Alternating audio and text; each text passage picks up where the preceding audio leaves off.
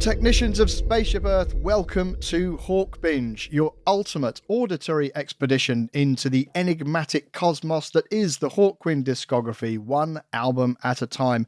In the company, as always, of an established fan, which is me, and your favourite first-time listener, which is, of course, Matt. Hello, Matt. Good evening. Yes, good evening. Indeed, good evening. How the devil are you? I'm getting into the Berlin spring, which is basically it rolls a dice and decides what weather it's going to be. Today, it's literally bounced between like 15 degrees and sunny and then 10 degrees and raining within half an hour of itself. So I have no idea what's going on, but at least it's not getting dark at 4 p.m. anymore. So no, I'm in a good mood. Excellent. That will be music to the ears of all listeners. Will he still be in a good mood in a couple of hours' time? We shall see. Despite the fact you're in a good mood, we have to start this episode on a slightly more somber note, unfortunately, as news emerged of the passing of Mick Slattery, who you won't have heard much of or about because actually he wasn't on the first Hawkwind album. But he is a founder member of the band. He was in the famous Cure, which I think he was in with Dave Brock before Hawkwind formed. And there are demos of Hawkwind Zoo, which is what it was called again before they kind of went with Hawkwind. And on the streaming version, on the CD version of the first album, there are bonus tracks. Bring It On Home, The Willie Dixon Number, Hurry On Sundown, Kiss of the Velvet Whip, and Cymbeline, which is another cover, which all feature Mick Slattery on the lead guitar. So he is very much a founder of this thing that has left us such this massive legacy of music to explore. So R.I.P. Mick, very sad to hear of that. He died at age 77 after a short illness. What I think was quite gratifying was that was picked up by quite a lot of the music press. There were quite a lot of nice things that were said, a nice response from Hawkwind themselves, as you would expect. So farewell, Mick, and thanks for the legacy that you've left us with. A couple of new things to bring to your attention and everybody else's. New releases that we wouldn't normally mention, but they spark something in me. One is Geobia, a favourite of Hawkbinge Sessions playlist. They have a new album coming out called Acid Disorder. That comes out in about a month's time. And Mythic Sunship, who we also featured, had an album out at the tail end of last year. Reason I'm kind of mentioning those is A, they were very popular on the Hawkbinge Sessions playlists, but also when we featured them on the playlists, it was with their then new album. So we've now been going long enough, Matt, for bands whose new albums we featured on the Sessions playlist to have recorded follow-ups, and that felt quite weird. Yeah, I guess we have been going for some time now. Well, technically, we've now been going on for 2 decades. Yes, exactly. It does feel like that, doesn't it? And this, of course, is the last one of the 1980s. This is the end of season 2, apart from the very special wrap-up that we have plans to record. So, Matt, I've brought in Geobia and Mythic Sunship, neither of which is my pick for this episode in terms of Turntable Picks. I'm sure you've been listening to some interesting stuff. What would be your first pick? My first pick is by an artist called Flako, Flako. He is well known for doing, I don't want to call it dubstep, but it's that very low bassy kind of music that you'll hear in certain clubs or banged out of 4x4s down the LA Strip. And I can be partial to some of that sometimes, but he also is very good at producing more ambient pieces. And I picked up his album Nature Boy, and while it has plenty of tracks that are ready to shake the foundations, I wanted to share a track which I thought was more of an olive branch between some of the things that I listen to and this community, because I don't want to come in and necessarily pollute the playlists with things that I like in that style. I have to rein in some of the things that I enjoy. But there's a track on his album Nature Boy called Gelis, and it's one of those tracks that kind of reminded me a little bit of some of the things on this album, which are just very sweet, rhythmically repetitive, but feel like good spring tracks. As the days start to get lighter and you start to feel some of the warmth of the sun, it's the kind of track that you can put on while you walk around and just feel good about life. I'm sure it's all completely synthesized, but it sounds more like a little orchestra, but it has these really nice synthy flows with a very long attack, so it's almost that feeling where it almost sounds reverse, and there's just something very nice about that when you add those kind of envelopes to more instrumental feelings, because it feels familiar and organic, yet somehow synthesized. And yeah, it just feels like dreamy and blissful and slightly out of focus. And yeah, it just feels like the kind of thing that you could lay on a park to. So I wanted to share that nice bit of vibe with the people who listen to the playlist. That's interesting because I've got a kind of a similar story, really. I'm sure it's vastly different musically, but actually, in terms of vibe and mood, we've gone in very similar directions. As you know, I have a fondness for some jazz, not a huge aficionado or anything, but I have some jazz. But it's all quite old. It's all, Miles Davis, Wayne Shorter, Bill Evans, Ornette Coleman, all this kinds of thing.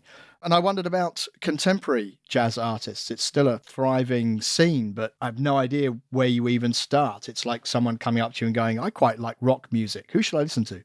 I was chatting to a friend and he said, you should listen to Matthew Halsall, which is what I then did. He's a Manchester-based trumpet player, but he's just huge in the music scene over there. He's got his own label, Gondwana Records, done quite a lot of albums. And it's really that beautiful, sunny, relaxed vibe. He's a trumpet player, but it's very mood oriented. It's really chilled out. Really like it. He had an album out in 2022, so it's pretty new, called Changing Earth. The track I've chosen is called Positive Activity, which has a lovely bass line to introduce it. But really the album and his albums generally are just things that you can put on and boost the mood that you're in for whatever you're doing at the time. So both of us have gone for quite sunny, mood-enhancing music to expand our horizons with. Anything else from your side, Matt?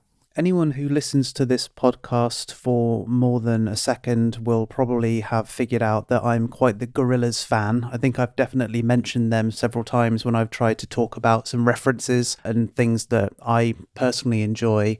And kind of out of nowhere, they dropped a new album called Cracker Island, which dropped maybe a month or so ago. And I thought that they were kind of done, to be honest. Their last real album, I would argue, was the Now Now, which came out in 2018, to less acclaim than some of their other big albums like Demon Days. They then made a little thing called Song Machine Season 1, which was a lot of collaborations, and again was seen as a little bit of they're not quite sure what the band is up to, and then it seemed to go dormant. But maybe almost a year ago, I guess, they started doing this very slow boil for fans. They started to make this whole story where the band members had been indoctrinated into a cult, and they made like a website where you could join in, and all this kind of like live blogging and animations and little videos started to then turn into music videos, which turned into this album. And I would say it's put them back on top. I think the album is really, really good. It's a great return to form for them. And, while I could probably pick some Stone Cold classics from their extensive and fantastic discography, I wanted to grab something from them right now and put this into the playlist to show that they're back and as good as ever. So I'll be adding the track Silent Running. That album is Cracker Island. I think it's really, really good. I think Silent Running, again, is one of those tracks which balance the more electro pop with their more, established like indie credentials in a really nice way. And I just don't think anyone really sounds like them. And I've been really, really enjoying that, again, with a springy, summertimey vibe. Outstanding. Well, my second pick, again, is somewhat radically different from the first, and all of our picks actually are about as diverse as the entire playlists, I think, at this point. So it's Kate Bush. And Kate Bush obviously came back quite heavily into the public consciousness in recent times with Running Up That Hill was part of Stranger Things and did very well. But that album is not really the album that I gravitate towards with Kate Bush. I've got several Kate Bush albums, would always acknowledge the genius and the landmark artist that she is without ever having been like a hardcore fan. I'm a bit like that with David Bowie, to be honest. Like, I don't have all the David Bowie albums, but you'd always acknowledge what an incredible artist he was. Kate Bush is like that for me. But I saw on YouTube on the way home from London one day when I was just kind of looking for something to watch, was an interview as part of a podcast between a woman who's something to do with a national vinyl archive or something with Stephen Wilson. And they were discussing The Dreaming from 1982, which is the first one that she did entirely on her own. She plays pretty much everything on a Fairlight synthesizer sampler. It is wildly experimental. And the music is extraordinary across the whole thing. And it is at that time when Gabriel was doing his really experimental stuff with world music. And again, he was into the Fairlight at the same time. The track I've gone with is the last track on the album called Get Out of My House, which even features Kate Bush shouting an impression of Eeyore the donkey, such is its weirdness. And it's out there. And I love that just exploratory side of things much more than I tend to like the things that ended up being famous and doing well in the charts. And The Dreaming isn't one I don't think was a huge chart success. It probably did pretty well given who she was, but it's not the one people go back to and remember. But it is the one that I've really enjoyed listening to. So 4 pretty diverse picks, and they will be in the Volume 5 Hawkbinge Sessions playlist. There's some interesting stuff on there. And looking forward to starting Volume 6 in the near future. Exactly. We will be publishing Volume 5 and putting it out there on the socials in the coming weeks. Matt, we've heard from a few people in the past few weeks, have we not?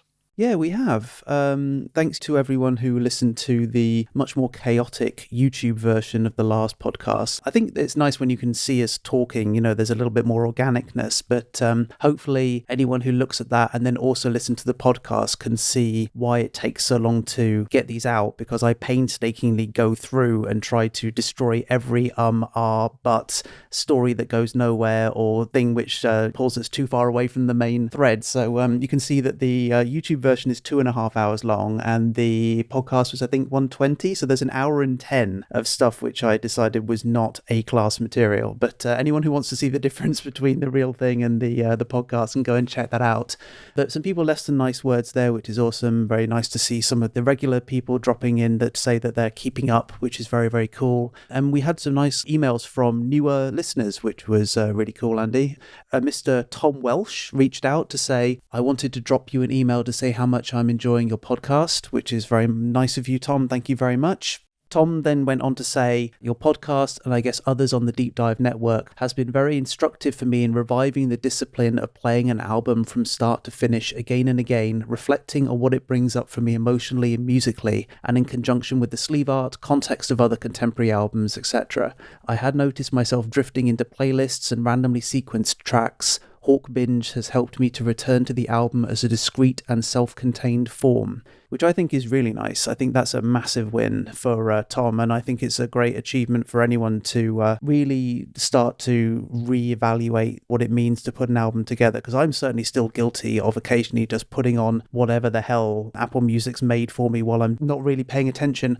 And I think sometimes the ubiquity of music means that we don't treat it with maybe the respect that we should, and, you know, culture changes and you know, music is very much a soundtrack for more things, I would say, compared to maybe like back in the day when you'd have to put on headphones or put something on and find out what you wanted. Now pretty much everything plays music in your house somehow, right?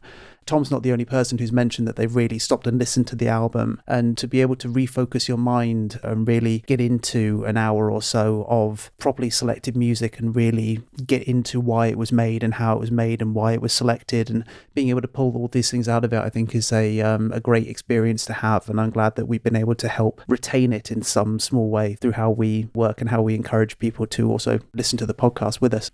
I couldn't agree more. Tom's email really does make me smile. We'd do this anyway, even if we were the only two people who then listened to it. But comments like that, it's amazing to hear. And thanks for sharing that with us, Tom. Moving on, Nick from Church of Hawkwind artwork fame thanked us for talking about his work. So I guess he's been catching up and finally got to himself. So hi, Nick, whenever you get to this one.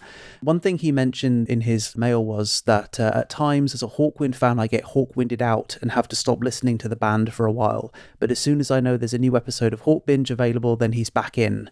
He mentioned that the Live Chronicles episode just dragged him back from a Welsh folk music binge. So that's quite a hard turn. That's a different podcast altogether, isn't it? Yes, I'm glad he was able to drag himself back from that. He also said that another really enjoyable aspect of Hawkbinge is that shared enthusiasm which follows us Hawkwind fans to disagree so much without it being any kind of issue. In a world where people are tearing each other apart on Twitter and Facebook about the sort of trivial nonsense, it's really refreshing to hear people expressing contrary opinions about music in such a respectful and humorous manner. This was even more obvious when you had Ian Abrams in from the Live Chronicles episode, which I completely agree with. I think it's nice that it can be a way of exchanging information, and especially someone like Ian who's such an intelligent musical commentator anyway. Yeah, it's interesting, right? Because when we started doing this, I was acutely aware that other than a bunch of albums, mostly in the 1970s, there are different opinions on all of these records. And when you look at Twitter in particular, which, let's face it, can be a bit of a cesspit, and you see discussions break out around different bands and different music, it does descend into the traditional comment section. And I hoped that that wouldn't be the case with us, and it hasn't been, basically. And I think it shows that this Hawkwind community are a very inclusive and forgiving bunch, particularly given some of the sacred cows that you've slain over the past couple of years. And yet we're all still friends. The family is still together. So that's been really good to experience, actually. Yeah, I mean, even Job still talks to me, even though I repeatedly just try and annoy him now about the Salt and Battery. It's like one of my favourite things to do now. Does he still talk to Ian Abrams? Because Ian came out as a very surprising ally for you on Assault and Battery. I know, I was surprised and felt vindicated and happy. But then he also said I was an idiot for not liking Moonglum. So, we'll call it a draw, I guess.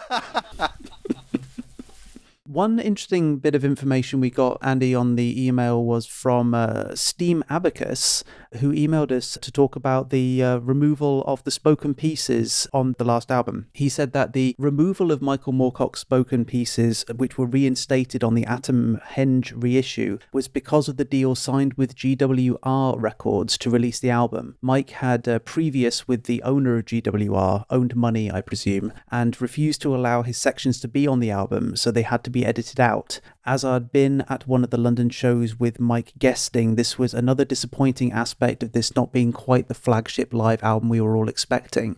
He did finish by saying, for all its flaws though, this is still the album with Dreaming City and of course Moonglum, both memorable highlights of the live gig. Like most fans, I knew I was bemused that these didn't make the album. This isn't the first time that we've heard them have strange beef with people in the industry, and I guess this time, unfortunately, it was the fans that missed out by someone deciding to just be quite petty and just remove this person's spoken word piece when there was really no need for it, but that is the industry. Bouncing through, Ian Griffiths sent us a mail to say, in the classic GWR LC version, there's no duplication of the usurped his throne speech, so it's a bit weird hearing that it is on some versions. I think it's also then weird that that is the version which is on all the streaming sites, because if there is one which is correct, why is that not the one that I can get hold of? I have no idea, but unfortunately, multiple usurpations is the way that I experienced that record, and I'll have to try and find the proper version at some point and listen to it as it was actually intended to be heard. Ian also said, one of my favourite bits is at the end of Zarazini when the audience is silent, drinking in the song, where there's someone from the band, presumably Dave, shouting, "Come on, crowd," to rouse them out of their contemplations, never fails to raise a smile. William Fife messaged us just to confirm where the Magnu lyrics actually come from, because we were talking to Ian in our last podcast about that, because Magnu reared its mystical head once more, and he says that the Magnu lyrics, which I've always found to be intriguing, are excerpts from the Hymn of Apollo by Percy Shelley from verse 3, I think, and it's the history of Prince, and this looks like Sluggo Bill or the Invisible Knight, so I'm going to say it's the Invisible Knight, and that is where Magnu comes from. So very useful to just get that now with a line drawn under it, and I promise I will try and remember that in case Magnu ever makes another reappearance in the next 2 decades. Which it probably will. No, exactly. You're not going to let a classic like that just go to pasture, are you, if you're Hawkwind? Hell no. All right. Andy Smale said, I thought I was the only one who thought Assault and Battery was pointless dirge. Harsh. I know. He says it's really pedestrian and doesn't start the album well, and he said a whole bunch of other cool stuff, but that's the bit that I've decided to include. And Wayne Jeffrey sent us a huge email, which was really interesting to go through. But one of the things that I thought was really interesting is that he said, regarding Master of the Universe, I'm with Andy. I absolutely love this version, and I don't care what the 70s snobs say, which I thought was fun.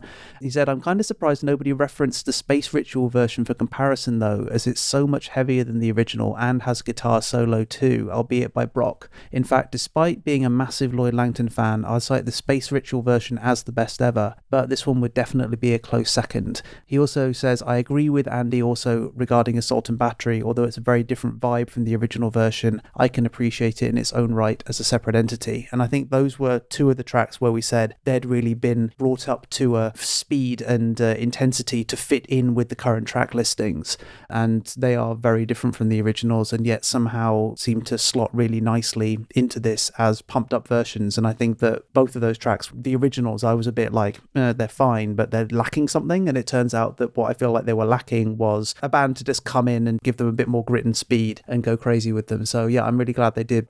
Absolutely. And I would also point out that there are lots of other people who write at length about how they agree with me on various things as well, but we choose not to read those ones out for some reason. There's a lot of banter on Twitter, and that's brilliant to read. There's so much of it, actually, that picking one or two out has become an impossible task. But thank you to everyone who corresponds with us through Twitter, and also the various Facebook groups where I now fairly liberally put things, our new episodes, and when we do scans of booklets and programs. And we did one, of course, with Black Sword. Recently, someone was talking about, I think, Earth Ritual, and we put the program for that up, and people respond really well. It's nice to make these things available for people who remember them but don't have them. So shout outs to everyone who's commented or mentioned us on Facebook or Twitter. And particular thanks to those people who retweet us, because that is yet another way of just maybe bringing people in who don't know that we exist. So thank you so much for all of that. And with that, Matt, it is time to jump in the time machine and wend our way back to the heady heights of 1988.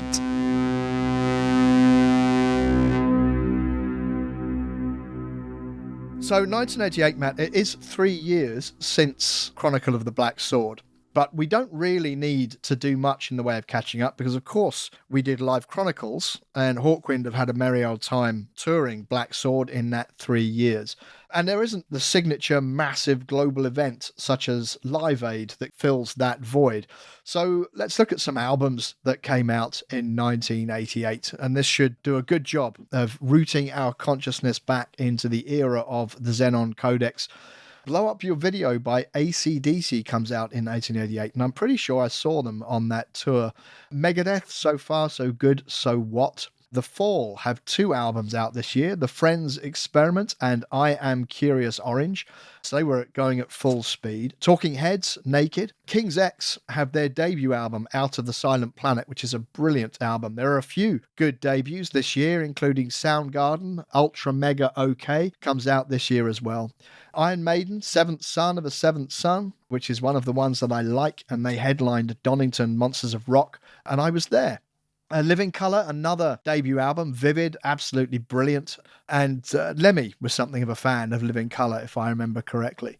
Prince, Love Sexy came out this year. Queensryche, Operation Mindcrime, I remember that being absolutely huge. Van Halen had OU812 out this year, which was their era of using really cheesy puns for some of their fairly cheesy Sammy Hagar-driven albums. Jimmy Page had an album called Outrider out this year, and I saw him do that live as well. And we have been waiting since 1988 for Jimmy Page to follow that up. I suspect he won't. Robert Palmer, Heavy Nova, that was enormous this year. Public Enemy, It Takes a Nation of Millions to Hold Us Back, which featured such tracks as Bring the Noise. So a huge, huge album and one of my massive favourites. And obviously very similar, Kylie Minogue, Kylie, comes out this year, which I assume is her debut album. And on the same note, Slayer South of Heaven, which is one of my preferred Slayer albums. The monstrous Straight Outta Compton by NWA is 1988. So you're kind of really getting a feel for what's going on. It's almost stock Akin Waterman, thrash metal and rap. New Kids on the Block, keeping the standards high, hanging tough. Fishbone, don't know if you've heard of Fishbone, but if you haven't, check them out. Really good band, Truth and Soul. Ozzy Osbourne, No Rest for the Wicked, comes out this year, which is, I think, the first album that has Zakk Wylde playing the guitar. Billy Bragg, who my brother was very fond of in the 1980s, always feels to me like being symptomatic of Thatcherite Britain in his very kind of Labour socialist-oriented music that I still think he's doing now and did enjoy his stuff. Workers' Playtime comes out this year. Frank Zappa, Broadway the Hard Way. And I saw this tour, which I was enormously happy to have seen because, of course, he didn't last too much longer than this. Brilliant album. Pet Shop Boys, Introspective. The Travelling Wilburys, who I didn't really like, but it had Bob Dylan and George Harrison and a bunch of other people on it. REM came out with Green this year. Duran Duran, big thing. Pink Floyd released The Delicate Sound of Thunder, the live album. And Mike and the Mechanics released The Living Years, which I hated. And I always think that the various Genesis reformations over the years have done at least the service of being barriers in the way of more Mike and Mechanics albums. So the albums do a good job of rooting us in 1988, but the singles, I think, even more so, because nothing puts you back into an era like knowing what the hit singles were. So here's a few of those. Some of them were released in 87, but really became hits in 88, by the way. George Michael, Faith. How about Never Gonna Give You Up by Rick Astley? Yes, this is the year of Never Gonna Give You Up. Sweet Child of Mine by Guns N' Roses. I Should Be So Lucky, Kylie Minogue. In Excess, Have Need You Tonight. One Moment in Time, Whitney Houston. A Groovy Kind of Love, Phil Collins. He Was Everywhere. Could Have Been by Tiffany. Dirty Diana, Michael Jackson. Belinda Carlisle, this was the year of Heaven is a Place on Earth. Bobby McFerrin, Don't Worry, Be Happy. That global crime against whistling emerges in this year, which I can't forgive, because one of my first jobs in digital media in a small company, when this would come on, 5 or 6 people would all start whistling. And it would grate on my nerves to the extent that I'd have to leave the room. So Bobby McFerrin, thank you for that. Salt and Pepper, Push It. Terence Trent D'Arby, God, who remembers him? Sign Your Name. Red Red Wine by UB40, I remember that. Always on My Mind by Pet Shop Boys. Get Out of My Dreams, Get Into My Car by Billy Ocean. China in Your Hand to Pow, A Little Respect by Erasure. And also, this is the year of 500 Miles by the Proclaimers. So I don't know what else to do if you're not firmly entrenched in 1988 by this time. One very somber note is that 1988 is the year that we saw the last of Robert Calvert, who died in August of that year after the Xenon Codex was released and toured and everything else. But a sad note, and given how much we all enjoyed those Robert Calvert era Hawkwind albums in the 1970s, and they were certainly some of the most popular ones that we covered. And Matt, I know that you particularly fond of Calvert's lyric writing. We thought we would just note that. So that is 1988. The band that goes into the studio in 1988 is the same one that toured Chronicle of the Black Sword. They've been together since recording Chronicle of the Black Sword. That is Dave Brock, Alan Davey on the bass, Danny Thompson on the drums, Hugh Lloyd Langton on the guitars, and Harvey Bainbridge on the keyboards. This album was released on the 25th of April, but it was recorded in February and March 1988, which means it was recorded extremely fast. And here is a bit of the story of that as we delve into The Saga of Hawkwind by Carol Clark. And this is Alan Davey. We had about 3 weeks to do the album. We'd had a phone call from Douglas and Higgy, who tour managed Hawkwind at the time. All of a sudden, we've got a tour booked, and we've got to get an album ready to go in 3 weeks. Oh, Christ. We all went to this place in Bournemouth with our pieces of music and did them really quick. It's the biggest rush job I've ever done with Hawkwind. It reflects the whole mood in the studio at the time. We all went mad. After a week, we had to move to a studio in Monmouthshire, Loco Studios, in Caleron, because Bournemouth wasn't suitable for some of the things. The engineer in Wales was a keyboard player who'd been with the Bay City Rollers. That's extraordinary, by the way. We were working from 12 noon till 12 midnight every day and sleeping in the studio. We had to get it finished because this tour had been booked. Guy Bidmead was producing it. He'd done stuff for Whitesnake and Motorhead. He was a nice enough guy, but he just sat there and smoked his fags. He didn't really put much input in. We had much stranger ideas than other people do, and he got lost. He still got paid, of course. It goes on to say, Alan remains proud of the album, despite the fact that it was recorded so quickly, he says. It seemed to be a very popular one. I liked it. There's some really good stuff on it, and it's not bad for 3 weeks. Dave Brock agrees. I thought it was quite a successful album, and the tour we did to promote it, the Mad Professor's Laboratory Tour, was quite successful too. And we will delve slightly into the Mad Professor's Laboratory Tour a little bit later. Guy Bidmead, as Alan pointed out, had produced Motorhead. He produced Rock and Roll by Motorhead in 1987, which actually is an album I'm really fond of, and saw them play. So 3 weeks, start to finish. That is a pretty lightning fast bit of recording. And funnily enough, they didn't get the album out in time for the tour. The album comes out with about 3 dates on the tour left to play. And I realised that the show that I saw on that tour was before the album came out. So it all seems quite weird. It was on the charts for only 2 weeks and it peaked at number 79. But then Chronicle of the Black Sword peaked at number 65. And that's considered to be, a successful album. So they're not really doing anything on the charts anymore. But that doesn't seem to be necessarily reflective of how people think about the albums. But it is fair to say, I think, that Xenon Codex is rather recorded in the shadow of Black Sword, which does cast quite an enormous shadow. Now, on this album, Dave Brock uses lyrics written by someone outside of the band, a man called Roger Neville Neal. He writes the lyrics to 2 of the songs on the album, The War I Survived and Heads, and I looked to see if I could find out about Roger Neville Neal. He is a Hawkwind fan, and I found him, of all places, on LinkedIn, which is not really what I expected. I thought I'd find some music paper writing about him or something. But there he is on LinkedIn, lyricist, poet, author. He has written some lyrics for quite a lot of different people, most recently for Don Falcone on a concept album with his band Spirits Burning. So he's still pretty active and doing a lot of stuff, Roger Neville Neal, and we will hear more of his wisdom later.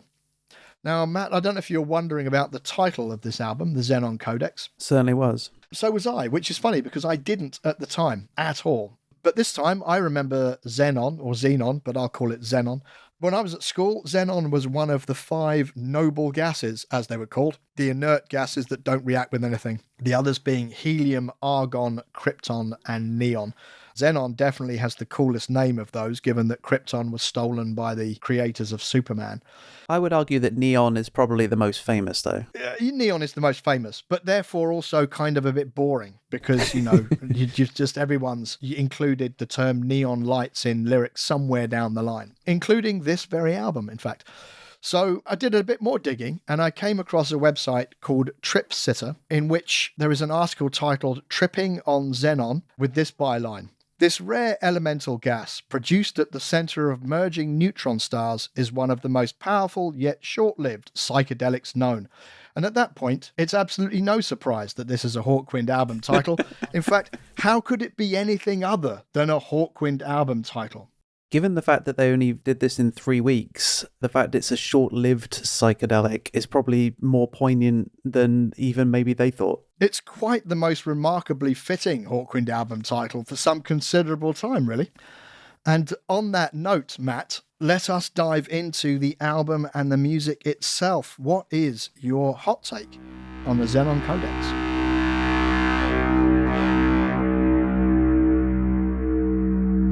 When I saw the name of the album, I was worried that Hawkwind had drifted into that kind of nonsense area of sci-fi that we talked about before by just saying strange words counts as feeling futuristic and spacey instead of taking things we know about and putting them in new situations. But fortunately, after listening to this, it's less angel voices and much more spirit of the age, which was pleasing to discover. And now, as you've enlightened me about, the Xenon Codex makes sense by the idea of being both speedy and spacey at the same time. It is very poignant. I had no idea that it was made so quickly. For me, it certainly doesn't sound like it. In fact, the risk of sounding biased, the album has gone back to a lot more of what I enjoy about Hawkwind, compared to things like Chronicle of the Black Sword, which was fine, but was verging on going into that fandom-y fantasy stuff, which I can kind of take or leave some of it, but I much like the sense of playfulness and experimentation and not being overly encumbered by people's stories, which is when I tend to prefer Hawkwind personally. Maybe they did that because they only had 3 weeks to do it. Maybe they went back to some of the things that they knew they could knock out. That said, there's definitely some experimentation in here, which is cool. But certainly for me, it's gone back to a little bit more of that familiarity.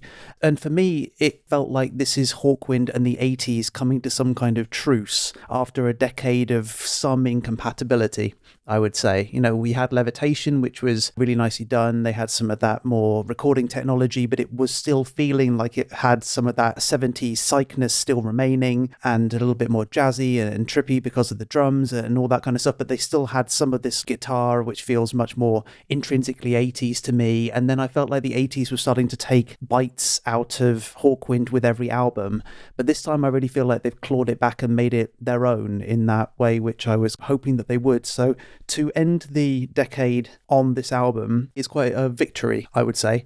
This feels like a real album in the way that I experience it. You know, there's no little blips or tracks anymore. Anything that feels like it could have been a blip in a previous album is actually allowed to breathe and develop. In fact, I went and researched this. This is the only Hawkwind album in the 80s that does not have a track under 2 minutes in length, which means that everything has got a little bit of time. Even if it's only 2 minutes, that's way better than, the 36-second little blare that they sometimes throw in. So I do feel like this feels like an album. Given the fact they only had 3 weeks to do it, I'm surprised there aren't more little blips. I'd expect this to be more like Church maybe, but actually I think it's one of the most complete feeling of the whole 80s for me. This album definitely proves that Hawkwind can still really put a song together. I've got to stop thinking as Hawkwind of these plucky amateurs, like we did at the very beginning. They really can do this now, and I should stop being surprised when they do. But, even with some of the experimental parts to it, I feel like those experiments land more reliably than maybe albums like 25 Years and Quark did even. I feel like a lot of these are much more secure and much more musical, so I enjoy them more in their experiments. They're not so rough around the edges, they're a bit more smooth. They don't feel out of place in the whole album, which is nice. I think just from a production point of view, it's very on point. They've taken some of that speed from Chronicles and the live shows, I guess, but for me, they've tampered it again and made it feel like it's a listenable experience. It doesn't feel rushed. I think there's probably some drum machines in there, but I feel like the blend between live and synthetic drums is a lot nicer in this one. I'm personally a real fan of synthetic hi-hats. I just find them very compelling. I think that's just growing up on a diet of dance music. Like 909 drum machines is just like my happy place. So the fact that there's quite a lot of what I believe synthetic hats in here, I feel like my very specific drum tastes are very well catered for. And I think the album actually really rewarded repeated listening. Even today, when I was just going through it again just to really refresh my brain, I was hearing new things and I was making new notes literally up until the time when we started calling each other, because I was like, oh, that was a little thing I didn't think about, or oh, that has a little reverse effect in it, or that has this extra little thing I wasn't really paying attention to. So this has been a really enjoyable experience, probably one of my favourite Hawkwind albums from the entire decade. Well, that's outstanding. It's fascinating for me to hear, because this was the first Hawkwind album that I bought new on the day of release. Black Sword was the first current album I bought. But as I said before, I bought that a good number of months after it came out. I wasn't aware, of the dropping of albums. I didn't know dates. But I was into Hawkwind enough and understood them as a current concern rather than just as a library of music to keep delving into, to look out for the release date and to go down to a record shop in Shoreham by Sea, which isn't there anymore, called A&M Records, and go up to the counter and go, have you got the new Hawkwind album? And then go home with it, put it on. The interesting thing was, it was in the shadow of Black Sword. I would have played it quite a lot because it was the new one and because I was going to go and see them live, etc. But I'd seen them do Black Sword in Brighton. I'd seen them at Acid Days that we talked about with Ian. And I don't think it really caught my imagination a huge amount back when I heard it then. And it's not an album in the subsequent decades that I've dug out and gone back to.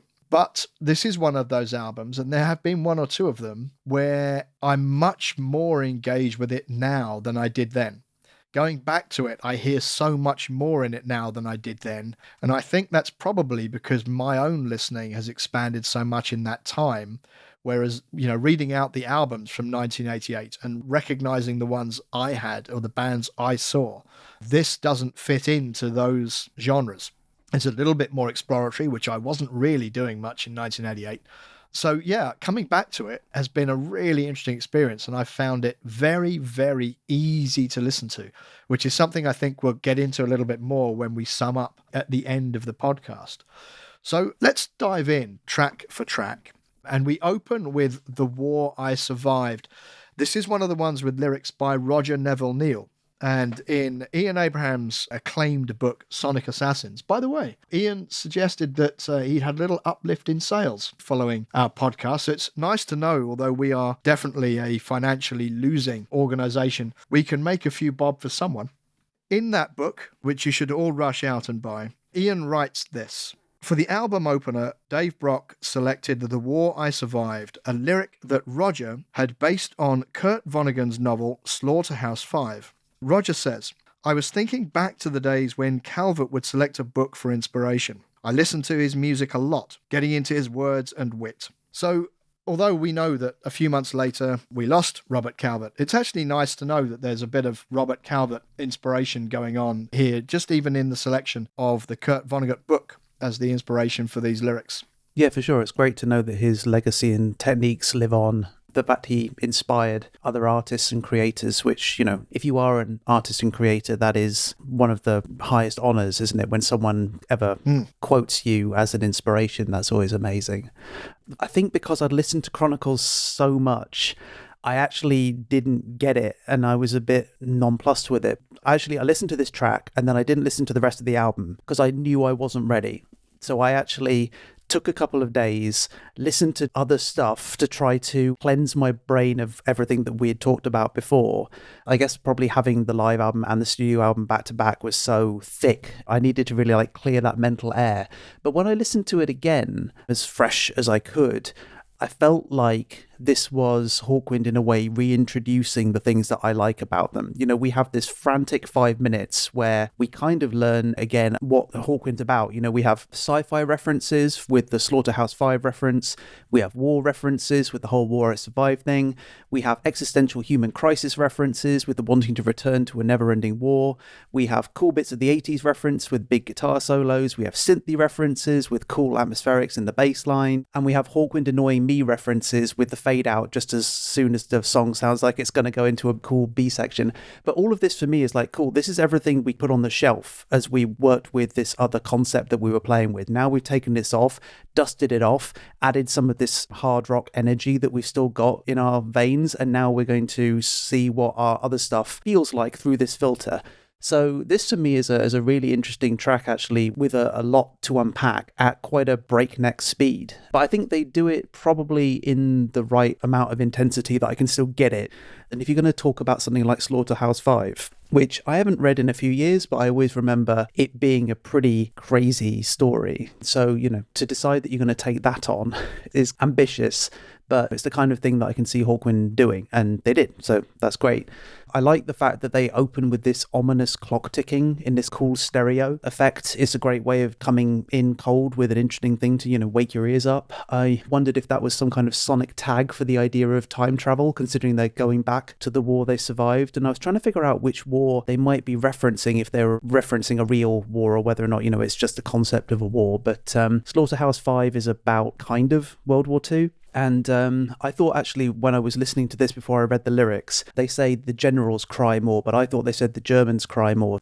The lyrics on the internet says it's generals, but also 10% of the lyrics are written as unknown or indecipherable on the internet for this track. So I don't know whether or not I trust the internet this time. But, you know, given there wasn't a major conflict really going on in the late 80s, I assume they're talking about World War II. I feel like that's Hawkwind's war that they talk about. So for me personally, I'm assuming it's that. But anyway, it's a very difficult song to unpack lyrically, I think. You know, we could probably spend the whole podcast unpacking the line, I can't live no more, this is Slaughterhouse-5, you know, given how complex that story is. And again, I haven't read it recently, but I've read it several times. It's an amazing piece of writing.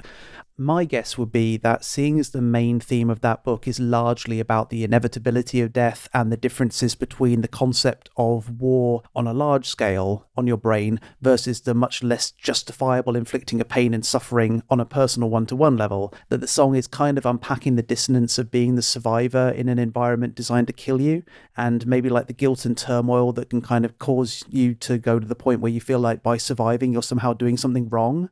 You get that kind of survivor's guilt, that idea about returning to a war you survived in a way that's like a heroic thing, but also if everyone else is dying, then it's a strange feeling, you know. So I feel like there's something very huge and crazy in that, and the idea to want to go back to it makes you kind of wonder like where you are in order for that to be the place that you want to go to. So for me, it's a real Hawkwind brain melter that manages to blend upbeat musicality with deeply disturbing themes of existential crises in a way that I feel like really only they do.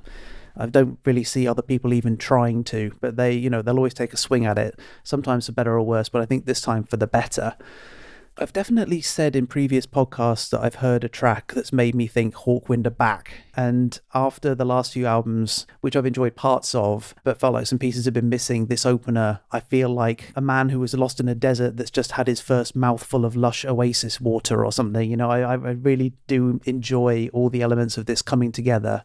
Musically, I think the track starts off with that cool intro with the clocks and this kind of like TIE fighter screaming sound effect, and then this extended drum fill, which just makes us feel like, okay, we're still keeping that high energy. And then this lyrical barrage is like thick and fast and does a good job of really carrying the track, because the guitar's doing these more longer extended chords that provide more of a backing before they come in to take care of the post-chorus section. So there's a nice call and response between the vocals having a go and then the guitars going my go and then back and forth, which I think is really nice.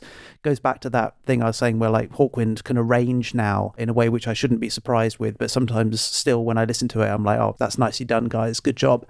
And the lyrics come thick and fast, a bit like in Live Chronicles. The speed at which they're delivered though means that their profundity is lessened a little bit when you're actually experiencing them. Like I had to read the lyrics to make sure I was getting it all. The fact that at least 10% of this whole lyric sheet is quote unquote unfound or unknown, which means that probably the delivery is not quite as strong as it could be.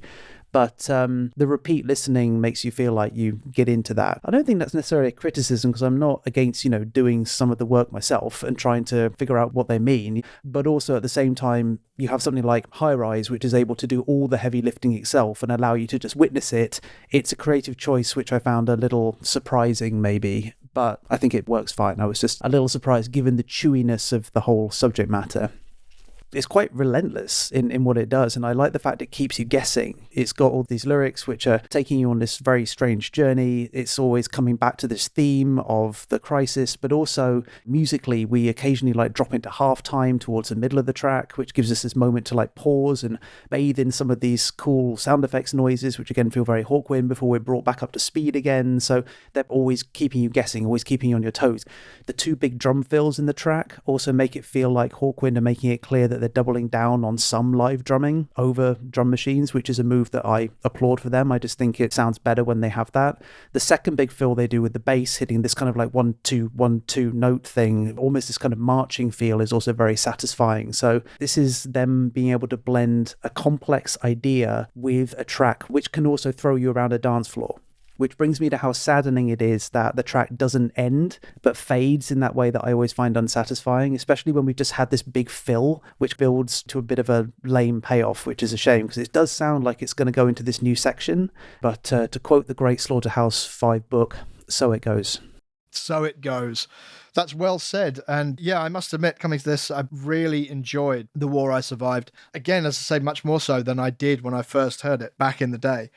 I like the fact that it's musically quite simple. Most of The War I Survived happens on a single note.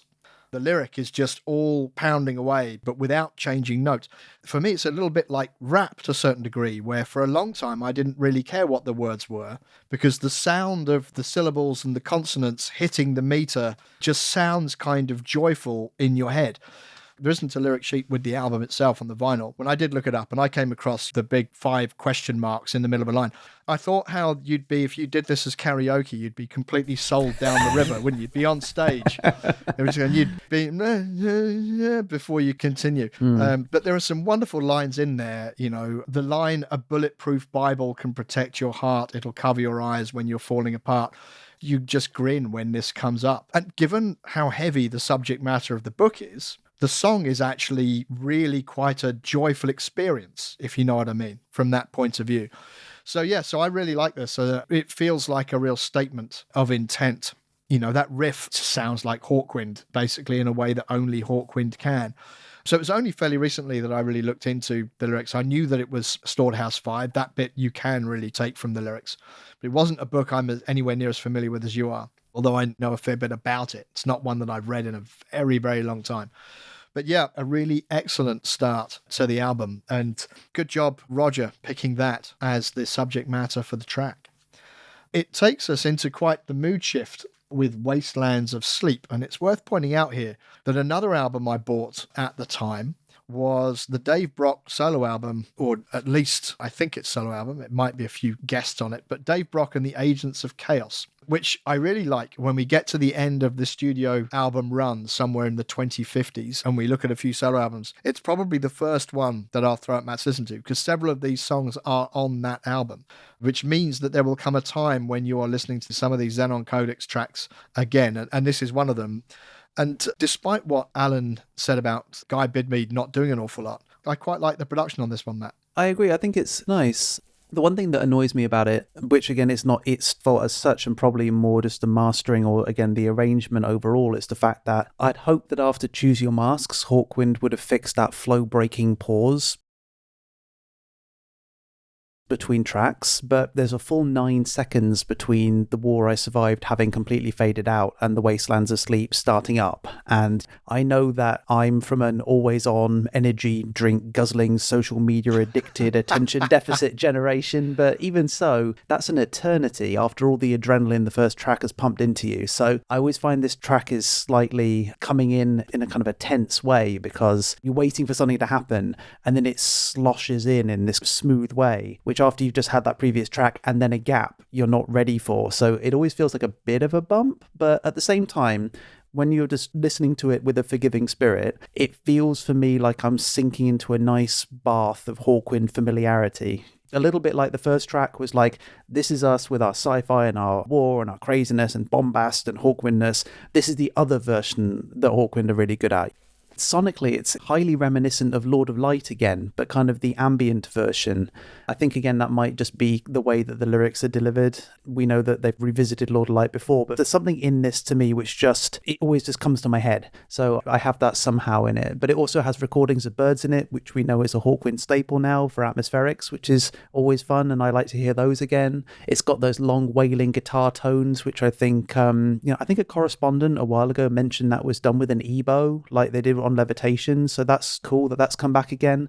I feel like the vocals have an almost Zarazenia delivery somehow to them, so I think it's Brock being wistful and waily again, but actually, very tunefully, which is nice, because back in the 70s, sometimes he could be a little bit wayward with his vocals, but this I feel like is really nicely delivered. And what adds to all these elements is both a really nice story and some really nice percussive choices. There's these very compelling kind of woodblock style clicks and taps, which sound like they're pitched to work within the key of the track. So there's something very nice, like this like gentle drum beat, but at the same time it's very sonorous, and it works really nicely to add little tuneful details. The whole thing sounds a bit Goa trance to me, which I know is 35 years ahead of where this track is in the time. I like the name of the track. I think it's a cool concept. Conjures up for me these ideas of a vast area you drift through, but it's also kind of bereft maybe of the fantasy and dreams that you think also come with sleep. It's more like a bleak unconsciousness maybe rather than a dreamful sleep. When you think of sleep as a wasteland, it feels like it's somehow unsatisfying. It's more just like being off compared to that idea of drifting off and going into internal fantasy land. So maybe all the fantastical elements of dreams have been plundered. So maybe the scene is now a wasteland. In this story, dreams are a finite resource, and this has been completely mined flat, so there's nothing left. Also, that kind of happens with trauma. Like people say that they don't have dreams, or they find it hard to dream if they have something that happens to them in real life. So it's almost like this idea of this person's having some kind of crises in the waking world, which is causing them to then have these troubles in the subliminal world.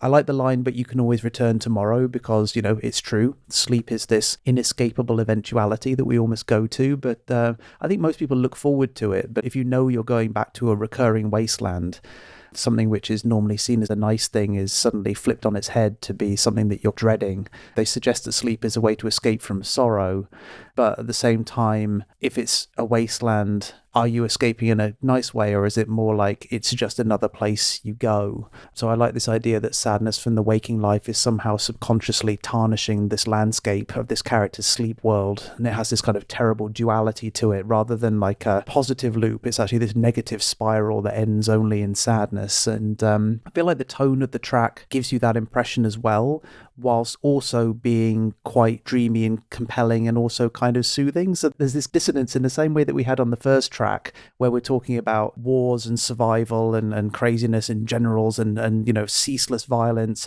done to the kind of track that you could throw chairs around to.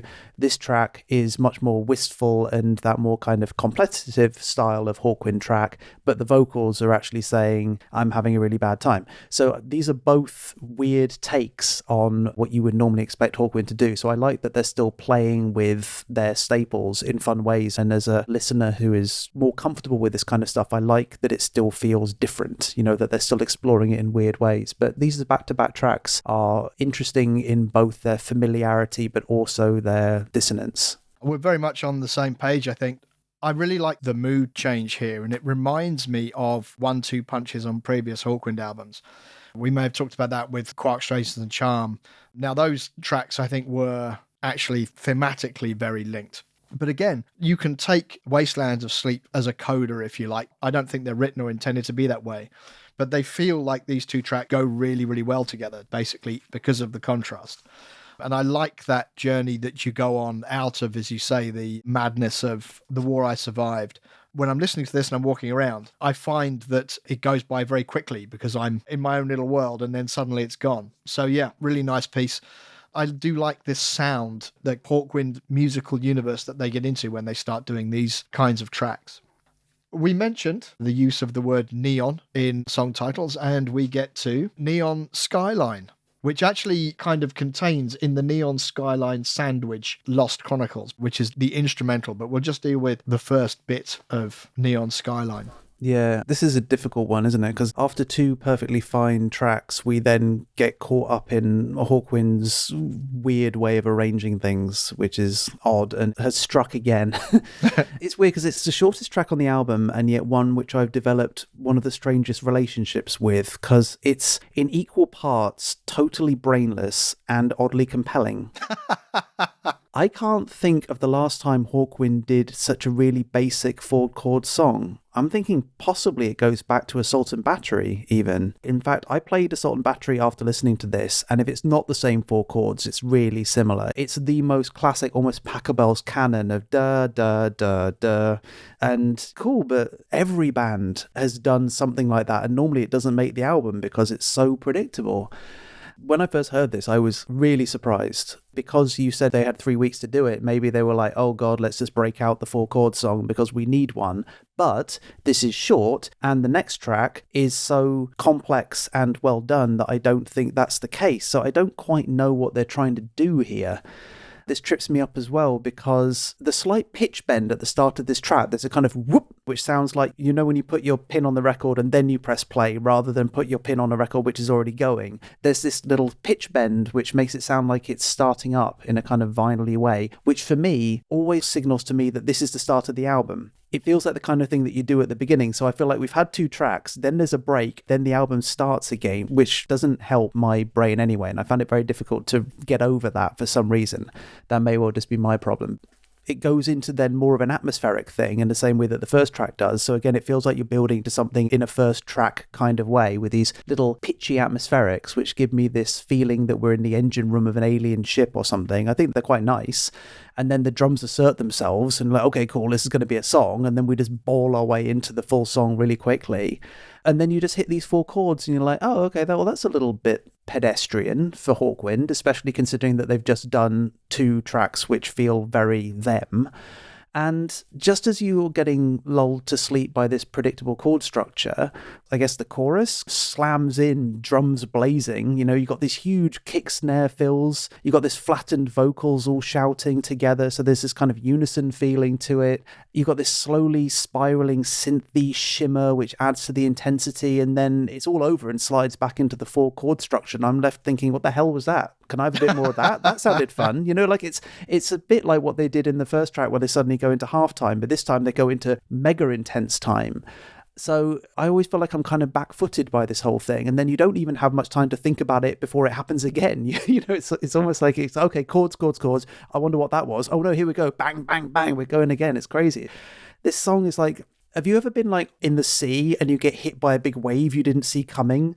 You get knocked over, it leaves you blind and gasping, and you know there's another wave coming and you're not going to be able to get ready enough to not get hit by it. So you just kind of curl up and brace for it so you can try and pull yourself together. It feels like that. It feels like I get hit by a chorus, while I'm trying to reel from it, the chorus just hits me again. It's very weird. And for all its basicness, it is the one that I've got to say to my shame, gets stuck in my head almost more than anything else in this album. And I find myself walking the dogs or out shopping and singing the I changed my course, I had no choice, I always listen to my inner voice. I love that I always listen to my inner voice line for some reason. It just comes out of nowhere where I'm not even listening to music. I just get that lyric in my head for some reason. I find it really compelling. So it's really been my earworm for the whole time I've been listening, which is odd. The whole track is very confusing and it's lively and exuberant. I just find its exuberance mixed with its basicness very hard to pass. It's still a confusing track to me. I think that's probably all I can say before we talk about it blending into the next track. So I'm going to stop there. Exuberance mixed with basicness sounds like Space Ritual era Hawkwind recipe. That sounds demeaning. It's not meant to be. That's actually meant to be utterly brilliant. Had I had to come up with what would the Matt earworm be, it would not have been this. I was a little bit meh on this, I guess, first time round, as I hadn't really connected with the album. This time round, energy-wise, it's like going back to The War I Survived, but without being as good as The War I Survived, is kind of how it sticks with me. But the chaotic part of it is really interesting, as you say. This is one of 2 Alan Davey tracks on the album. They tend to be quite energetic ones at that. But that chaotic nature of it does mean that it's really interesting, the fact that it then blends into the least chaotic track on the album, which is Lost Chronicles, which I have to admit I'd utterly forgotten existed, Lost Chronicles. When I saw it in the track listing when I got the vinyl, I was like, what is this? Then as soon as the piano chords hit, I thought, I know this. And it's interesting that it's a Harvey Bainbridge track, because given the big guitar solo that's in it, I would have put it down as a co-write with the guitar player, but I guess that's not how things work. But yeah, it's interesting that they decided that the place where this should live is in the middle of the chaos. Yeah, to use my previous weird metaphor, this track comes in like the lifeguard to save you from the waves and drag you back to the sands.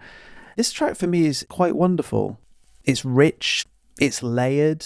For the first time ever, I think the piano that they use feels played. And by that, I mean there's a gesturality to it where you can feel fingers on keys and you feel like there's difference in the playing. It doesn't feel sequenced. I feel like someone hammered this out. There's a humanity to it. And I think that's the thing which compels me from the very beginning, where you feel like there's this humanity to it. It feels performed.